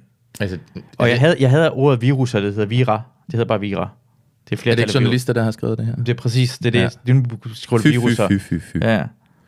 Er det ikke de mest handlede aktier på Københavns børs? Det er jeg også ret sikker på. De siger det ikke fødder, de siger fusser. Ja, selv. Hvilken af nedstående er korrekt, når det gælder rollen som formand for Folketinget? Ingen særlig skilt rolle, det er en ærestitel. Er det mailer mellem partierne? Er det en, der leder forhandlingerne, når Folketinget mødes? Er det bindeled til andre landes parlamenter? Eller er det kontrollere lobbyarbejdet på Christiansborg? Hvad er rollen for Folketingets formand? Kan det både være ingen særskilt rolle, ærestitel og leder forhandlingerne, når Folketinget mødes? Det der vedkommende, der står og er ordstyrer dernede, ikke? Ja, det kan man godt sige. Ja, jeg tager de to. Yes. Det er kun den ene. Nå, jamen altså. Jeg hjælper det ikke længere. Nu går jeg hårdt imod. Jeg tror ikke, jeg klarer det særlig godt, det her. Nej, det håber jeg kraftedeme heller ikke. Det kommer nogen og smider derud. Hvilken af nedstående hører under regionerne? Politiet, ungdomsuddannelserne, veje, praktiserende læger eller ingen af dem? Hvilken af nedstående hører under regionerne? Politiet, ungdomsuddannelserne, veje, praktiserende læger eller... Det er sgu ikke nogen af dem, der gør det. Hold du den fede kæft. Ja, ingen af dem. Ingen af dem. Ingen af dem. Jeg er faktisk ret sikker på, at en af dem gør det. Altså hvis der stod hospitaler, så var det regioner, ikke? Ja. Men jamen, jeg ved, det finder vi ud af til sidst. Yeah. Hvor mange pladser er der i Dansk Folketing? Og det er alt fra 1,59 til 1,69 til 1,79, og det er plus minus de nordatlantiske repræsentanter. Altså, de har lavet 2 svar, hvor der er 179 plus de nordatlantiske repræsentanter, og 179 inklusive. Yes. Ja, jeg vil gå lige tilbage igen. Det er en fejl i systemet. Det er en fejl.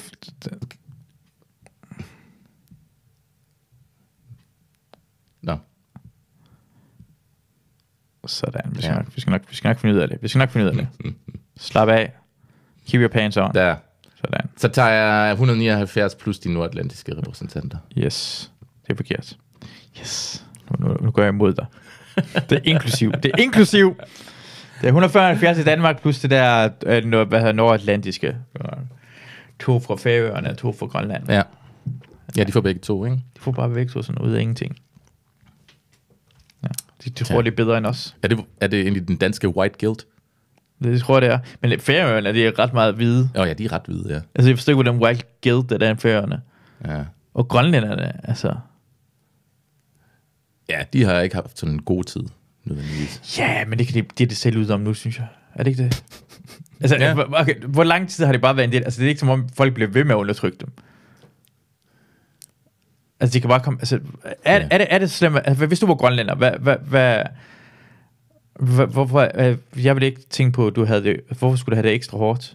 Nu prøver jeg lige at spille djævelens... hvad fanden hedder det? Fan. Djævelens fan. Som jeg er. Jeg elsker djævel, han er grineren. As the saying goes. Ja, djævelens fan. Jamen, det er jeg også, faktisk. Ja. Like the devil. Han er langt bedre end Gud. Han er sejere end Gud. Han er sjovere i hvert fald. Ja. Grineren ting. Det er alle sjove ting, kommer fra satan. Ja. Jamen, altså... Men skal man ikke se på det sådan i en social og historisk kontekst, hvad man har gjort med den grønlandske befolkning? Det lyder bedst med at sige det på. Forklar mig, hvorfor du har det dårligt som Grønland. Det der, jeg gider ikke høre. Det der, jeg handler det ikke om.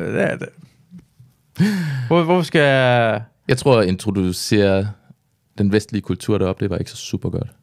Er det bedre end en grønlandske bolde dine egne børn og dræbe valer der eneste dag?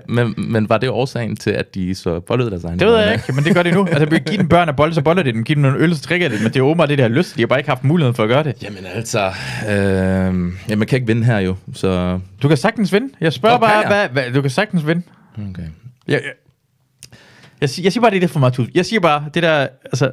Det er ikke som om, det havde så godt med. Det er ikke som om, det havde så godt før. Jeg så det indianer, der sagde bare sådan, inden de hvide mennesker kom, så stod vi bare og kyssede hinanden på kinden og dansede. Nej, I skar hovedet af hinanden og spiste hinandens hjerter, inden vi kom.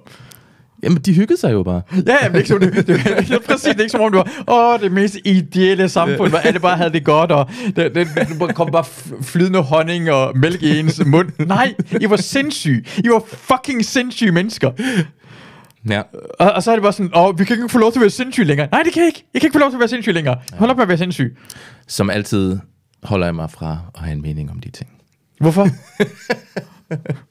Fordi jeg ikke må. Hvorfor må du ikke det? Jeg er tysker. Men du er også en mindretal, jo. Du er tysk i Danmark. Ja, men og vi har privilegeret mindretal. Nej, vi har undertrykt jer. Vi har undertrykt jer rigtig, rigtig meget. Ja. Så jeg synes, du har lige så meget ret til at... og endnu mere måske end grønlænderne. Ja, okay. Fordi I var ikke sindssygt. Tyskerne har givet rigtig meget til verden.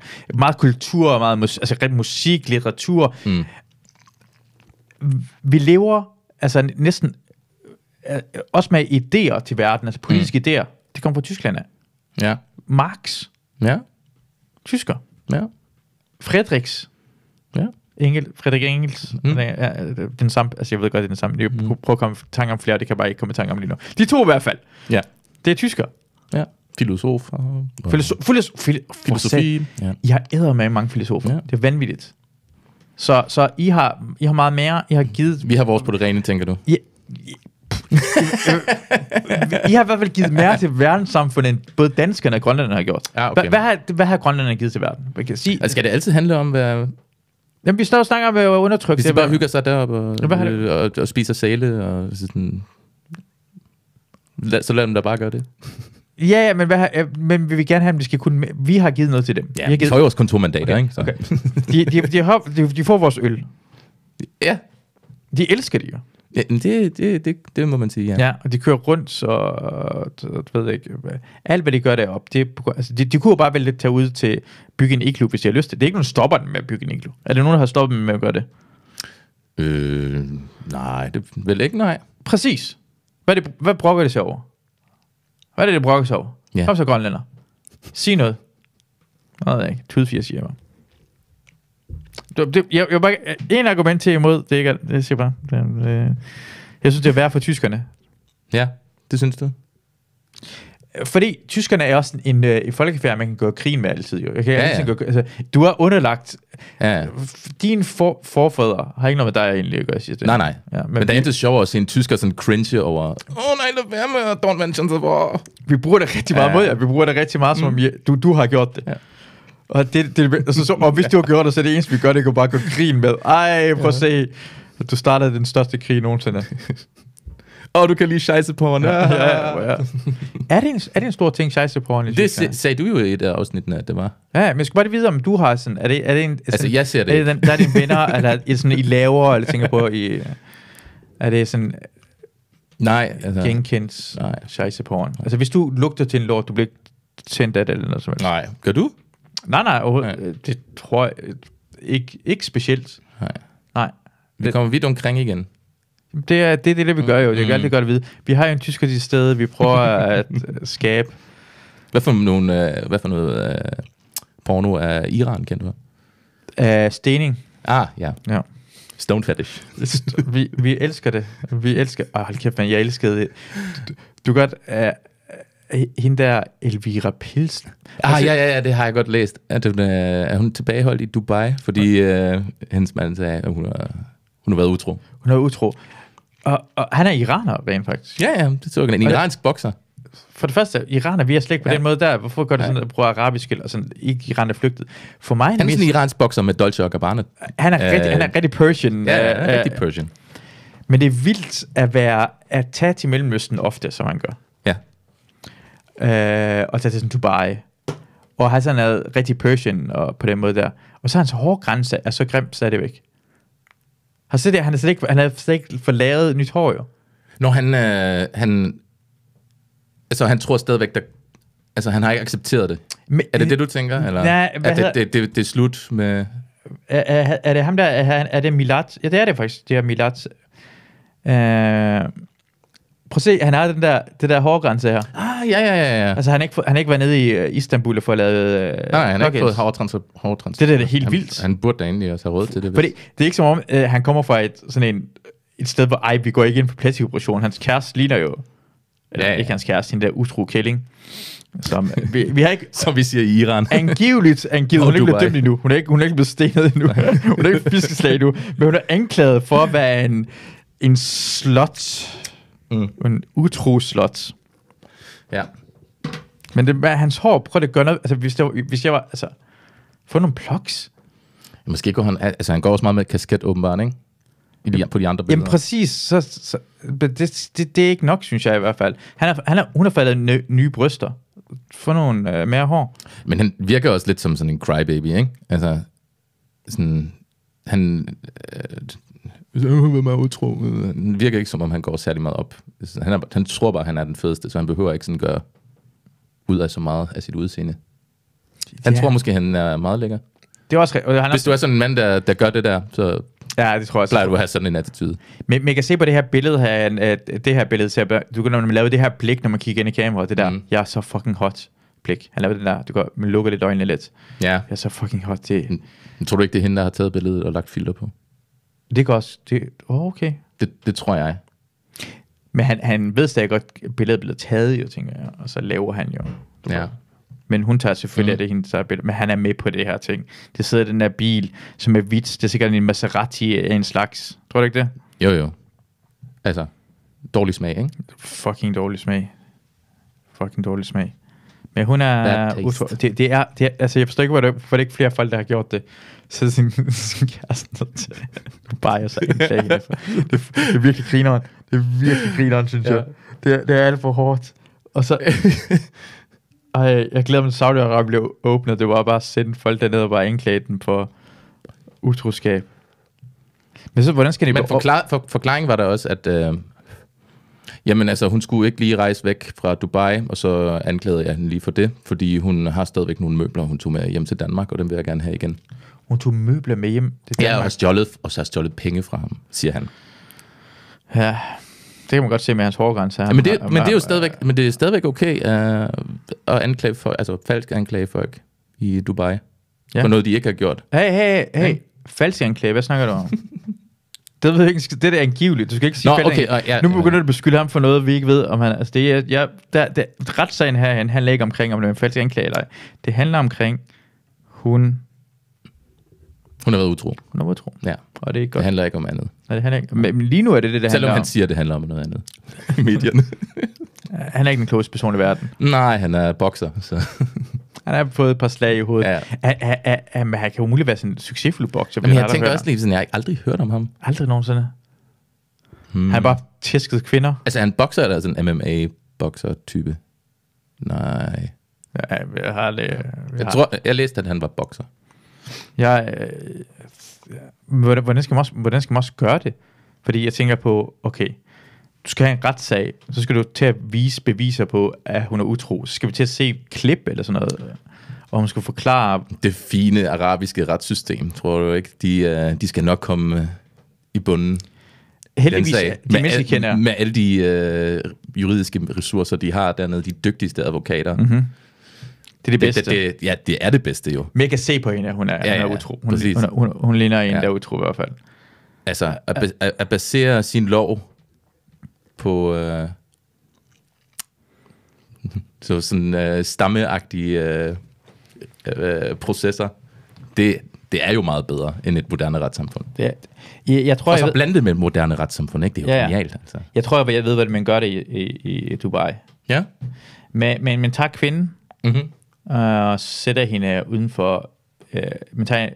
hvor hun kommer fra. Hun kommer fra Danmark, ikke? Ja. Så sætter hende på Gothersgade, og så smider man 5 unge mænd mellem 18 og 25 år fra libanesisk baggrund i en BMW og kører forbi hende. Ja. Og hvis de råber luder ud af bilen, så er hun dømt skyldig. Ja. Det er sådan, man gør. Det er sådan, det er normalt. Er det dem, der er i juryen dernede? Folk tror, det der store vej i Dubai er bygget for mere trafik. Det er faktisk deres lovgivning. Det er bare mænd, der går forbi og dømmer folk. Ja. det tror jeg, deres jury er bare i dyre biler, der kører forbi kvinder og dømmer dem til luder. Ja. Jeg tror, det billede er retvisende. Det tror du 100%. Ja! Det er nogen, der råbte af det, så er jeg en luder. Det er præcis der. Endnu en. Vi har ikke flere fængselsceller. Altså. Vi er stadig i gang med en quiz, jo. Ja, vi snakker omkring CO2, og så du begynder at snakke omkring alt det her lort. Hvad er det for et spørgsmål? Hvor mange pladser er det i danske folk? Det var forkert. På COP27 i efteråret 2022 blev der aftalt en nyskabelse, hvilken en fond til fattige lande som kompensation for tab og skader, en omfattende CO2-afgift for industri og landbrug, en international forskningspris dedikeret til klimaforskning, en aftale om håndtering af fremtidens klimaflygtninge, en fælles dom, som det kan klippes klimasynder. Hvad tror du det er? Hvad tror du? Ingen af delene. Ingen af delene, det er ikke muligheden for at svare på det her. Ingen af delene. Men vi har gjort alt, hvad vi kan for at redde klimaet, og en af dem er, at vi har lavet COP27, og det lavede aftale vi en eller anden ting. At vi laver en hvert år, ikke? Vi laver fucking hver eneste år. Vi laver Maja. Det er en hund, der går amok. Det er i gang med at grave i mit tæppe hernede under. Ja. Hvad siger du? Du har verdensomfattende CO2-afgift for industri og landbrug. Okay, verdensomfattende. Jeg ved ikke engang, det er jo den første faktisk. Det er jo en fond til fattige lande. En fond til fattige lande. Jeg kan godt lide, du burde kaldes fattige mennesker. Du er en fattig land. Hvad betyder det, at vi har parlamentarisme i det danske politiske system? At en regering må have flertal imod sig, det er det faktisk, du snakker om, at en regering skal have flertal bag sig, at en regering udnævne kraft og fri valg, at Folketinget eneste lovforsamling, at Folketinget forhandler sig frem til politiske resultater. Det kan der være flere ting også, ikke? Det tror jeg, man kan sige. Men snakkede vi ikke så om, at den kan da godt have en mindretalsregering, kan man ikke? Regeringer, de fleste regeringer, jeg tror også, den nuværende regering i Danmark er mindretals. Langt de fleste regeringer. Tyskland har ofte flertalsregeringer. Ja. Det har man ikke i Danmark. Ja, men man har jo stadigvæk koalitionsregeringer i Danmark og i Tyskland, ikke? Hvor du har en koalition af flere partier. Ja, men så har man og partier, som ikke er en del af regeringen, til at bakke op omkring regeringen. Ja. Så det er mindretals... ja. Jeg tror bare, hvordan... det er i hvert fald den sidste, ikke? At Folketinget forhandler sig frem til de politiske resultater. Okay, ja.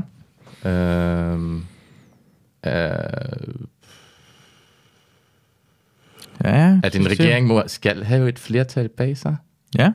Det må det jo så være, ikke? Selvom de måske ikke er regering, så kan de stadigvæk stemme for. Ja, det er... Parlamentarisme. Jeg kan godt have... Og at en regering er udnævnt i kraft af frie valg, er det vel også? Ja. Og Folketinget er eneste lovforsamling. Mm-hmm. Laver de lovene i Folketinget? Eller de behandler der bare lovforslag i Folketinget, eller? Ja. Jamen, er det det samme, eller? Maja? Hej. Vil du ikke have? Ja. Kom. Prøv lige. Så tager jeg også lige, at Folketinget er eneste lovforsamling. Valgte jeg de 4 forkerte, du? Du valgte præcis de 4 forkerte. Er det rigtigt? Det er jo bare, du må bare ikke have flertal imod dig. Det er det, jeg sagde først. Det handler ikke om at have flertal for, du må bare ikke have flertal imod dig.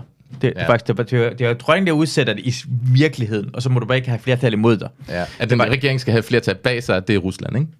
Nej, det er det samme til hele vejen igennem, ikke? Fordi ofte er det, man siger, flertal bag sig, siger, men i virkeligheden er det bare flertal imod. I må ikke have imod sig. Det andet er bare ofte det samme ting, jo. Ja. Det er faktisk det samme ting. Ja. Det er meget demokratisk egentlig, ikke? Ja, fordi ofte stemmer de ja eller nej for det, og det er derfor imod sig. At regeringen er udnævnt i kraftfri valg, en regering bliver udnævnt af Folketinget, eller af dronningen. Regeringen bliver udnævnt af dronningen, og ikke have flertal imod sig i Folketinget. Så en regering kan blive udnævnt uden valg også. Ja, det har ikke noget med valg at gøre i sidste ende. Ja. Er Folketinget den eneste lovforsamling? Nu prøver jeg at være rigtig klog herinde. Ja, kom så. Det er forkert. Dr. Jura. Er Folketinget den eneste lovforsamling? Det troede jeg faktisk også, men jeg tror på grund af, at kommunerne også kan lave lov, og det kan være andre måder at gøre det på. For parlamentarisme, det var det system, men det skrev jeg ind, at jeg troede, det også var, men det passer åbenbart ikke. Nå. Jamen, og at Folketinget all wrong on this one. Politiske resultater passer heller ikke, fordi det er med forhandling ikke, altså det går på. Men hvad er det også for en sætning? Altså, at Folketinget de forhandler vel forskellige politik. Det er faktisk bare en lovgivende forsamling i sidste ende. Ja. Og så har vi blandet en regering også i det. Danmark er ikke en tredeling af magten, en todeling af magten. Jeg ved, hvor træt jeg bliver. Jeg bare... Er det her ting? Ja, det er så. Lige den der, den synes jeg er virkelig kedelig. Ja, den synes jeg jo ikke var kedelig, jo. Mm-hmm. Det synes jeg var en interessant samtale, men det er nogen, der går op i vores land, og hvordan vi styrer det bedst muligt. Andre gør ikke. Andre herover den her tyske side at vi har en person. Jeg er glad for stærke mennesker. Jeg har altid sådan en stærk regering, man ved, hvem det er, der styrer landet rent faktisk. Altså, den altid har været. Og det har styret rigtig lang tid. Kohl, Schröder, Merkel, ja, det er sådan... Ja, jeg tror, jeg har sagt det før i podcasten, ikke? Jeg har jo været 37, og der har været 4... Ja, der var Helmut Kohl, Gerhard Schröder, Angela Merkel, og nu Olaf Scholz, ikke? Han er lige blevet valgt her for et par år siden. Ja, altså det samlede tyske rige. Altså nye Tyskland. Altså, jeg er født i 86, og Kohl har været i... Nå, siden du er født. Okay. Siden jeg er født, har der været 4 kansler i min levetid, ikke? Og Kohl har været valgt i 82, og så fortsætter han i næsten 16 år, ikke? Og så fik vi Gerhard Schröder i en kort periode, og så Merkel i 15 år. 15 år. og nu så 4 kansler i min levetid. Det er meget få. Ja. Imens Luna levede, har hun levet under 4 præsidenter. Det er den samme tid. Iranske? Eller? Ja, Iran. Faktisk Iran har kun en leder siden. Det er kun 2 iranske ledere, jo. Det er ret få. Ja. Vi er også meget stabilt land. Ja. De kan i hvert fald også lide deres ledere, ikke? Kan man sige. Åbenbart. Rigtig meget. Ja. Vi elsker vores ledere. Ja. Hvad hedder den nuværende? Khamenei. Khamenei? Ikke præsident, men altså store ledere. Ja. Ved du, hvad han før hed? Hvordan udtaler du Khamenei. Khamenei. Er det dem, hvis man staver det med romanske bogstaver, er det så den, hvor de siger Khomeini? Nej. Det er jo den tid, det hedder Khomeini. Det er den tid. Det er for at sige, hvad den tid hedder Khomeini, den nuværende Khamenei. Okay. Det lyder næsten fucking ens. Det er for tæt på de der to. De burde lige sådan adskille, sådan de burde have lidt længere tid mellem hinanden. Men altså Danmark har haft, jeg tror, mellem... Ja, så hedder de Rasmussen 2 gange, og Frederiksen, og så hedder det Schmidt. Og, ja, præcis. Altså, der kan du heller ikke kende forskel. Ja, det var Rasmussen, der har været lige efter hinanden sådan, 4 gange. Det er også virkelig forvirrende. Men de ligner også hinanden i Iran, og de har det der skægget. Og ja, det skal man have, ikke? Jo, jeg ved det ikke, jo. Jeg ved ikke, men jeg tror ikke, det står i lovgivningen, at han skal have skægget. De har det altid. Jamen, de har det altid, jo. Ja. Men det er fordi... Ved du hvorfor? Ja, jeg ved hvorfor. Det er fordi, det er, hvordan man viser mandlig uafhængighed, det er skæg. Okay. Kvindeuafhængighed kommer af hår under armene og fissen.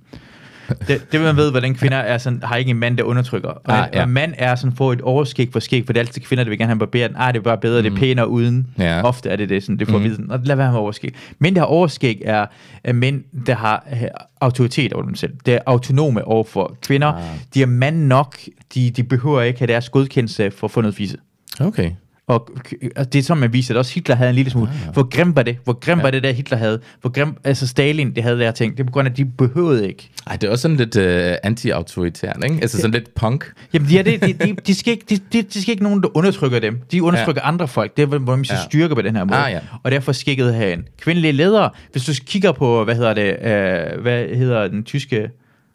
Angela Merkel. Fuck, hun er en behåret fisse. Hendes røvhul er der bare så meget hår, og hun basker aldrig noget til røvhul. Det lugter lort. Mette Frederiksen, det er det samme her. Hun er ikke lige så, fordi hun prøver lidt en lille smule, så hun barberer sig under armene. Ja. Men altså, der er en vejvis. Og lugter af makrel. Men det er en vejvis helt op til navlen. Hun er fandme... Ja. Okay. Og det synes jeg også, det er sådan, man viser lederskab. Det er sådan, man finder ud af, i Socialdemokratiet, man skal finde ud af, hvem den næste kvindelige leder er. De hiver truslen til siden, og den der mest behåret bliver den næste leder. Hvorfor er hår så meget repræsentativt for uafhængighed og selvbestemmelse? Hvorfor lige hår? Fordi håret er det, at mænd vil gerne have kvinder fjerner håret, men man skal være kvinde nok til at sige, fuck dig. Ja. Fordi det er noget visuelt, du kan se. Det er også ulækkert. Det er selvfølgelig ikke noget, de gider have det for fucking på det der.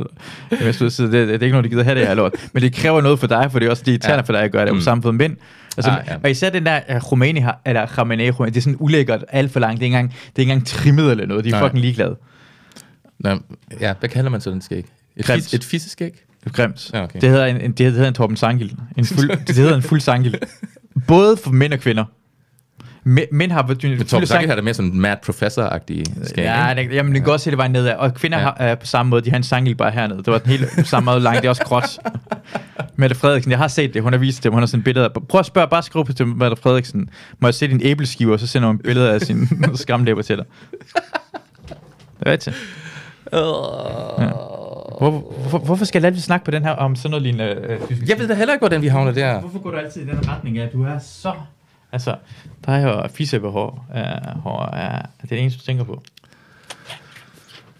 I det mindste er det ikke scheisseporn. Det er det, jeg siger, i hvert fald, når jeg er sammen med dig. Det mindste er det ikke scheisseporn. Skal vi fortsætte med det her? Hvilken nedstående er aftalt i forbindelse med det nationale kompromis om dansk sikkerhedspolitik? At hæve udgifterne til forsvaret til 2% af BNP, forlængelse af værnepligten med 2 måneder, indførelse af værnepligt for kvinder, aftale om 100 timers samfundstjeneste for alle under 25, eller indtrædelse af en ny hær ledet af den europæiske union. Ja, altså, jeg tror, det var at hæve udgifterne for forsvaret, ikke? Med 2%. Jo, især efter BNP. Især efter Ukraine-Rusland-konflikten der, ikke? Jo, hej lille Maja. Maja er hos mig, så jeg har en lille sød lille dame, som er i løbetid. Prøv, jeg kan se hende spise, hvordan det ser ud. Great content. Så det her. Det er altid det, det er 2%, ja. Ja. Og vi ventede selvfølgelig efter Rusland angreb Ukraine, til vi sagde, at vi ville gøre det på grund af... Altså, du svarede ikke? Ja, fuck. Jeg skal have mit point. Forhåbentlig. Hvilken nedstående beskriver bedst, hvad der sker, når EU-direktiv vedtages? Jeg kan se på det andet. Skal jeg læse det? Direktivet er bindende og skal implementeres af alle medlemslande. Direktivet er et forslag, hvert medlemsland skal stemme om. Medlemslandene bestemmer selv, om de vil gøre noget ved direktivet. Direktivet går videre til Europakommissionen til endelig godkendelse. Direktivet går videre til den Europæiske Unions domstol til endelig godkendelse. Står der, ikke? Ja. Jo. Hvad siger du? German team. Boring. Ja. Skal de tage den her ting? Skal de hurtigt hoppe over den? Skal vi hoppe over den her ting?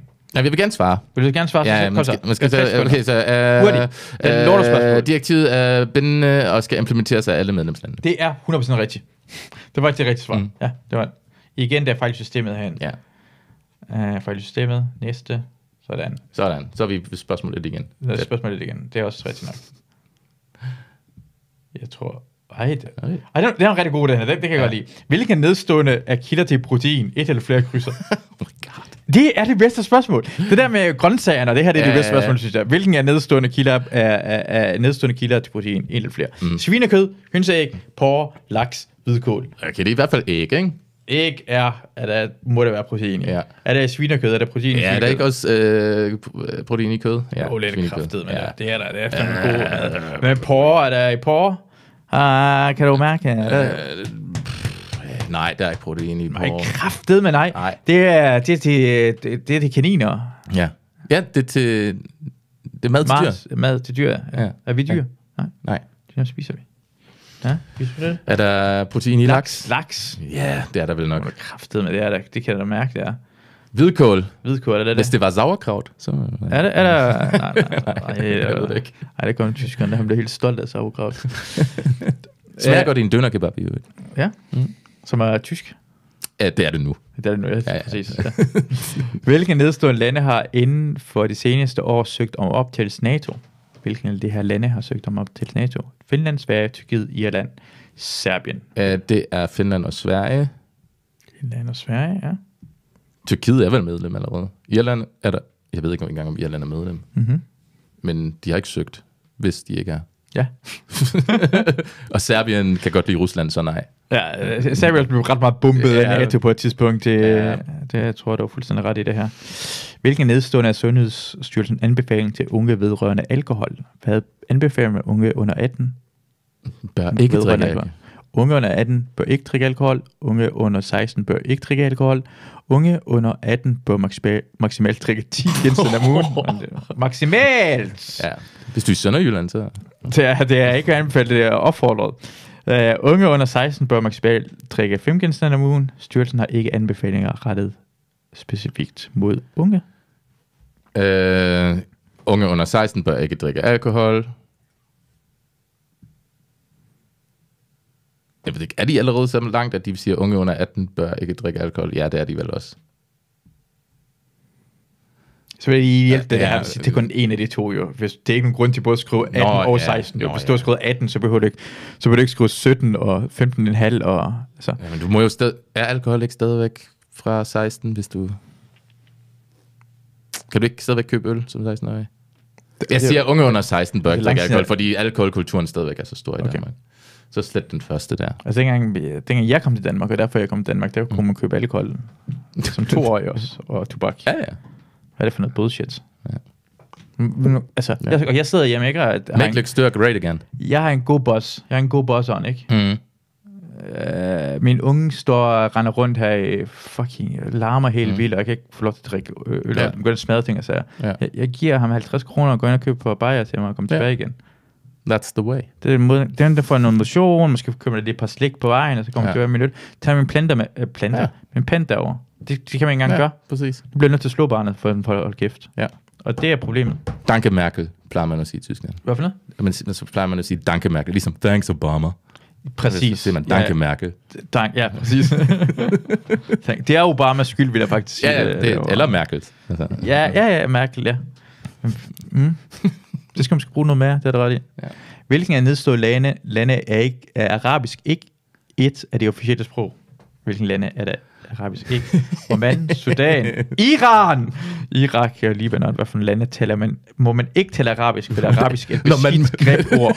Altså, okay, ja. Altså, du kan tale det, men altså, jeg kan også tale med en røvhul. Det er det mest arabiske, man gør. Altså, vi skal jo ikke skabe mere konflikt, så jeg siger bare lige Iran, ikke? Der snakker jeg jo det smukke farsi-sprog. Farsi, det gør vi 100%. Snakker jeg også urdu egentlig i Iran? Hold din kæft. Nå. Hold din fede kæft. Det er kun Iran. Jeg tror også, at officielle sprog er det også kurdisk og azerbaijansk i Iran, bare du ved det. Vi har flere officielle sprog. Alle sprog med monobrows. Vi elsker monobrows, det er også der har det. De vildeste monobrows, dem så jeg i Azerbaijan. Er det rigtigt? Ja, det var vildt. Ja. Det var bare sådan en sort bjælke. En familie har en brow. En brow blandt dem. Ja. Det var helt vanvittigt, hvor mange mænd, der havde monobrows. Ja. Og kvinder, er der sådan nogle, for det er nogle steder i verden, sådan, der var ikke nogen kvinder. Ja, det er ikke, selvfølgelig var det ikke det. Det er Azerbaijan for helvede, mand. Ja, det var godt.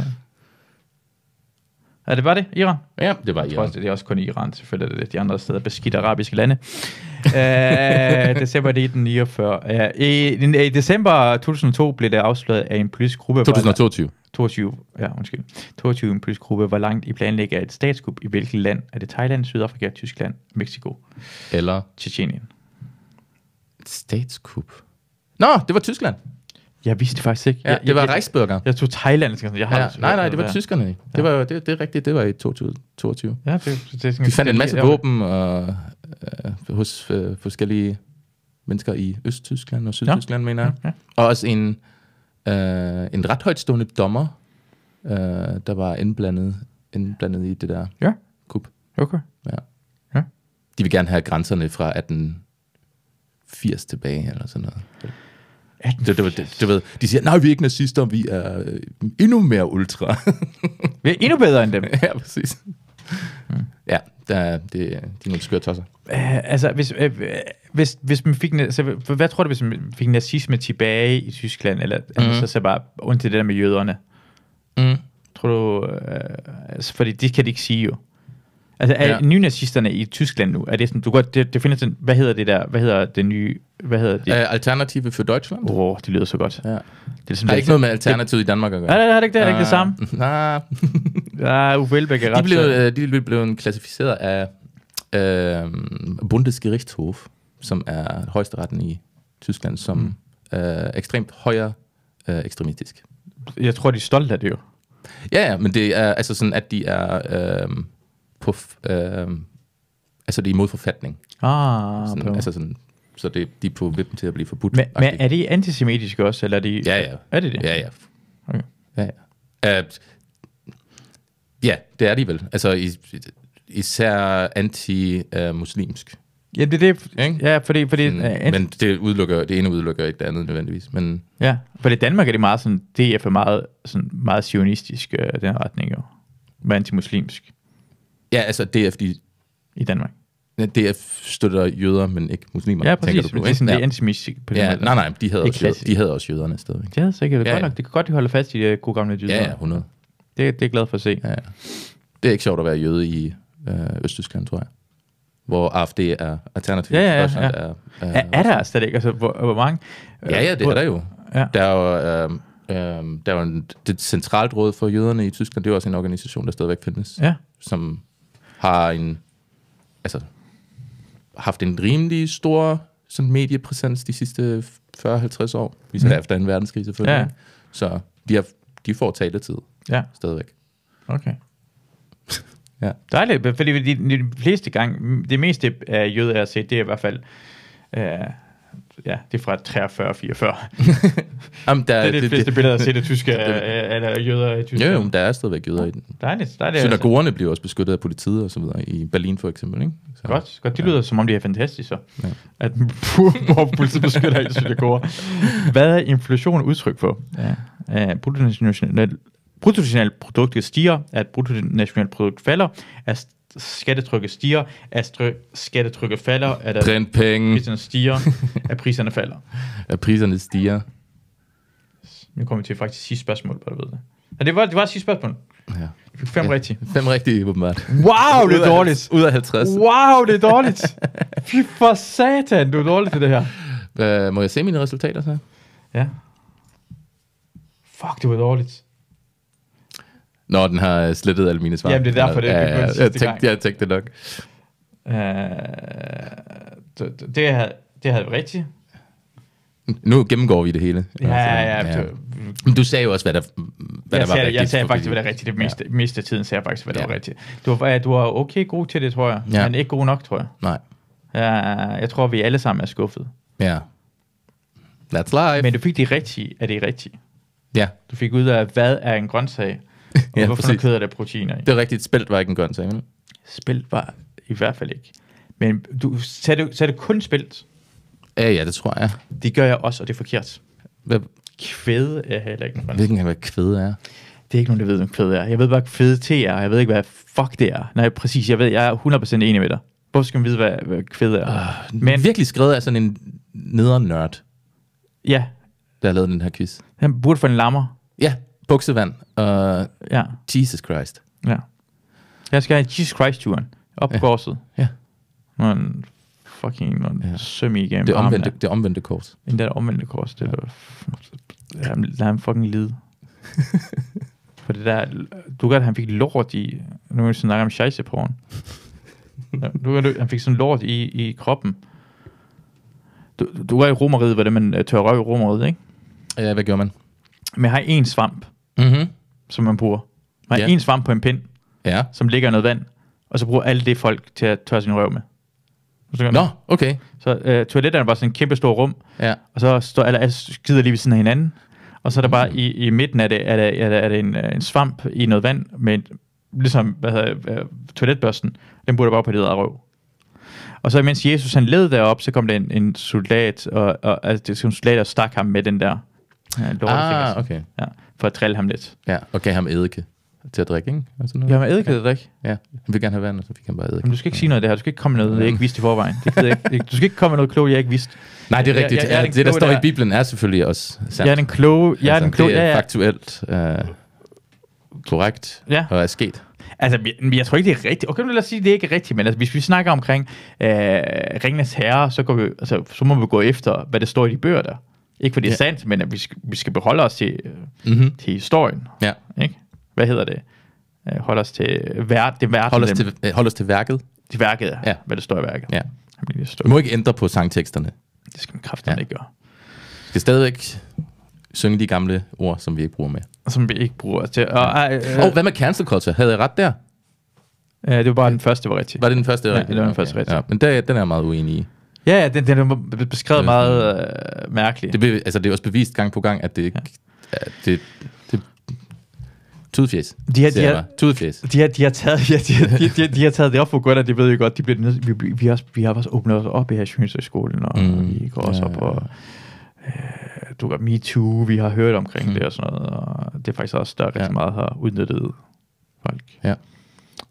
Så hvis, jeg vil jo sige, hvis man er en person i offentligheden, og man synes selv, man har oplevet cancel culture på egen krop, bare ved, der er en niche af idioter, der synes, du er dejlig, og som du stadigvæk kan optræde for.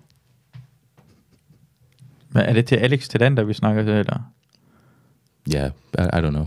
Hvem er Alex Tillander? Hvad skal de? Jeg kan godt ringe til Alex. Jeg kan snakke med ham. Jeg mener seriøst, jeg kan godt vide. Jeg synes... Så. Ja, du er ikke cancelled, vil jeg bare sige. Du er heller ikke cancelled. Nej. Ja. Og med du mener jeg ikke. Jeg mener dig, der lytter til det her. Altså den person, der hører... Der er ikke nogen personer, der lytter til det her mere nu. Jo, det... Vi kommer fra... Vi havner i scheisse igen. Ja, ved du hvad, jeg ikke kan lide det her ting. Jeg kan faktisk ikke lide podcasten, når folk siger, at ikke nogen, der gider at høre den så langt, som det gør lige nu. Dem, der hører lige nu, de er irriterede at høre på det. Dem, der hører lige nu, er irriterede at høre på det. Der er nogen, der vil høre det så langt, og du hører det bare løbende. Det tror jeg bare faktisk, du har ret i. Ja. Det er da bare rart, og du kan høre det, hvor langt du vil. Du kan stoppe det, når du har lyst. Ja. Det er ikke sådan en... Ja. Og jeg værdsætter alle folk, der hører det. Og forresten på Patreon... Det gør jeg også. Det er ikke sikkert, han gør. det lød det ikke lige før. Gør det ikke? Det lød ikke sådan der lige før. Hvad hedder det? hvad skal jeg sige, på Patreon har jeg lige skrevet sådan et opslag omkring, at folk kommer med sådan, hvad kan vi, jeg vil gerne lægge flere ting op på Patreon, så hvis man er medlem af Patreon, så får man noget bestemt ud af det, som man ikke får udenfor. Og en af tingene, jeg faktisk gerne vil have, er muligheden for, at man kan ringe op til podcastet. Så vi skal måske lave en Discord, hvor vi kan have folk med på en lytter, det kan høre, mens vi optager live. Måske kan vi sende det her live til folk, der er på Patreon. Så kan vi streame det på Discord. Streame det live, og så kan se det. Vi kan også smide det op på YouTube, kun dem, der har lov til at se det sammen med os live. Og så kan man også ringe ind og komme med forslag, eller komme og hjælpe os med quizzen. Være en del af podcasten. Det vil jeg faktisk, det synes jeg kunne være så grinerende at gøre på den måde der. Så hvis du gerne vil det, det vil jeg gerne have, og I har andre idéer, så kan man gå ind på Patreon og skrive det, og så melde sig ind på Patreon. For jeg synes, det skal mere til, hvis du er fan, og hører så langt, som du gør lige nu. Ja. Så er det bare sjovt, at du er en del af det. Ja. Og du må gerne komme af det for os. Du må gerne præcis skrive det der med, jeg tror ikke, tyskerteam kan finde ud af den her quiz derhen. Så tager vi det op. Ja. Og så ringer vi rundt, og så gør vi noget ud af den her. Det er en skide god idé. MVP. Sådan. Tak for, at I lyttede med. Ja, tak for, at I lyttede med. Og vi lyttes ved en anden gang. Hej hej. Hej.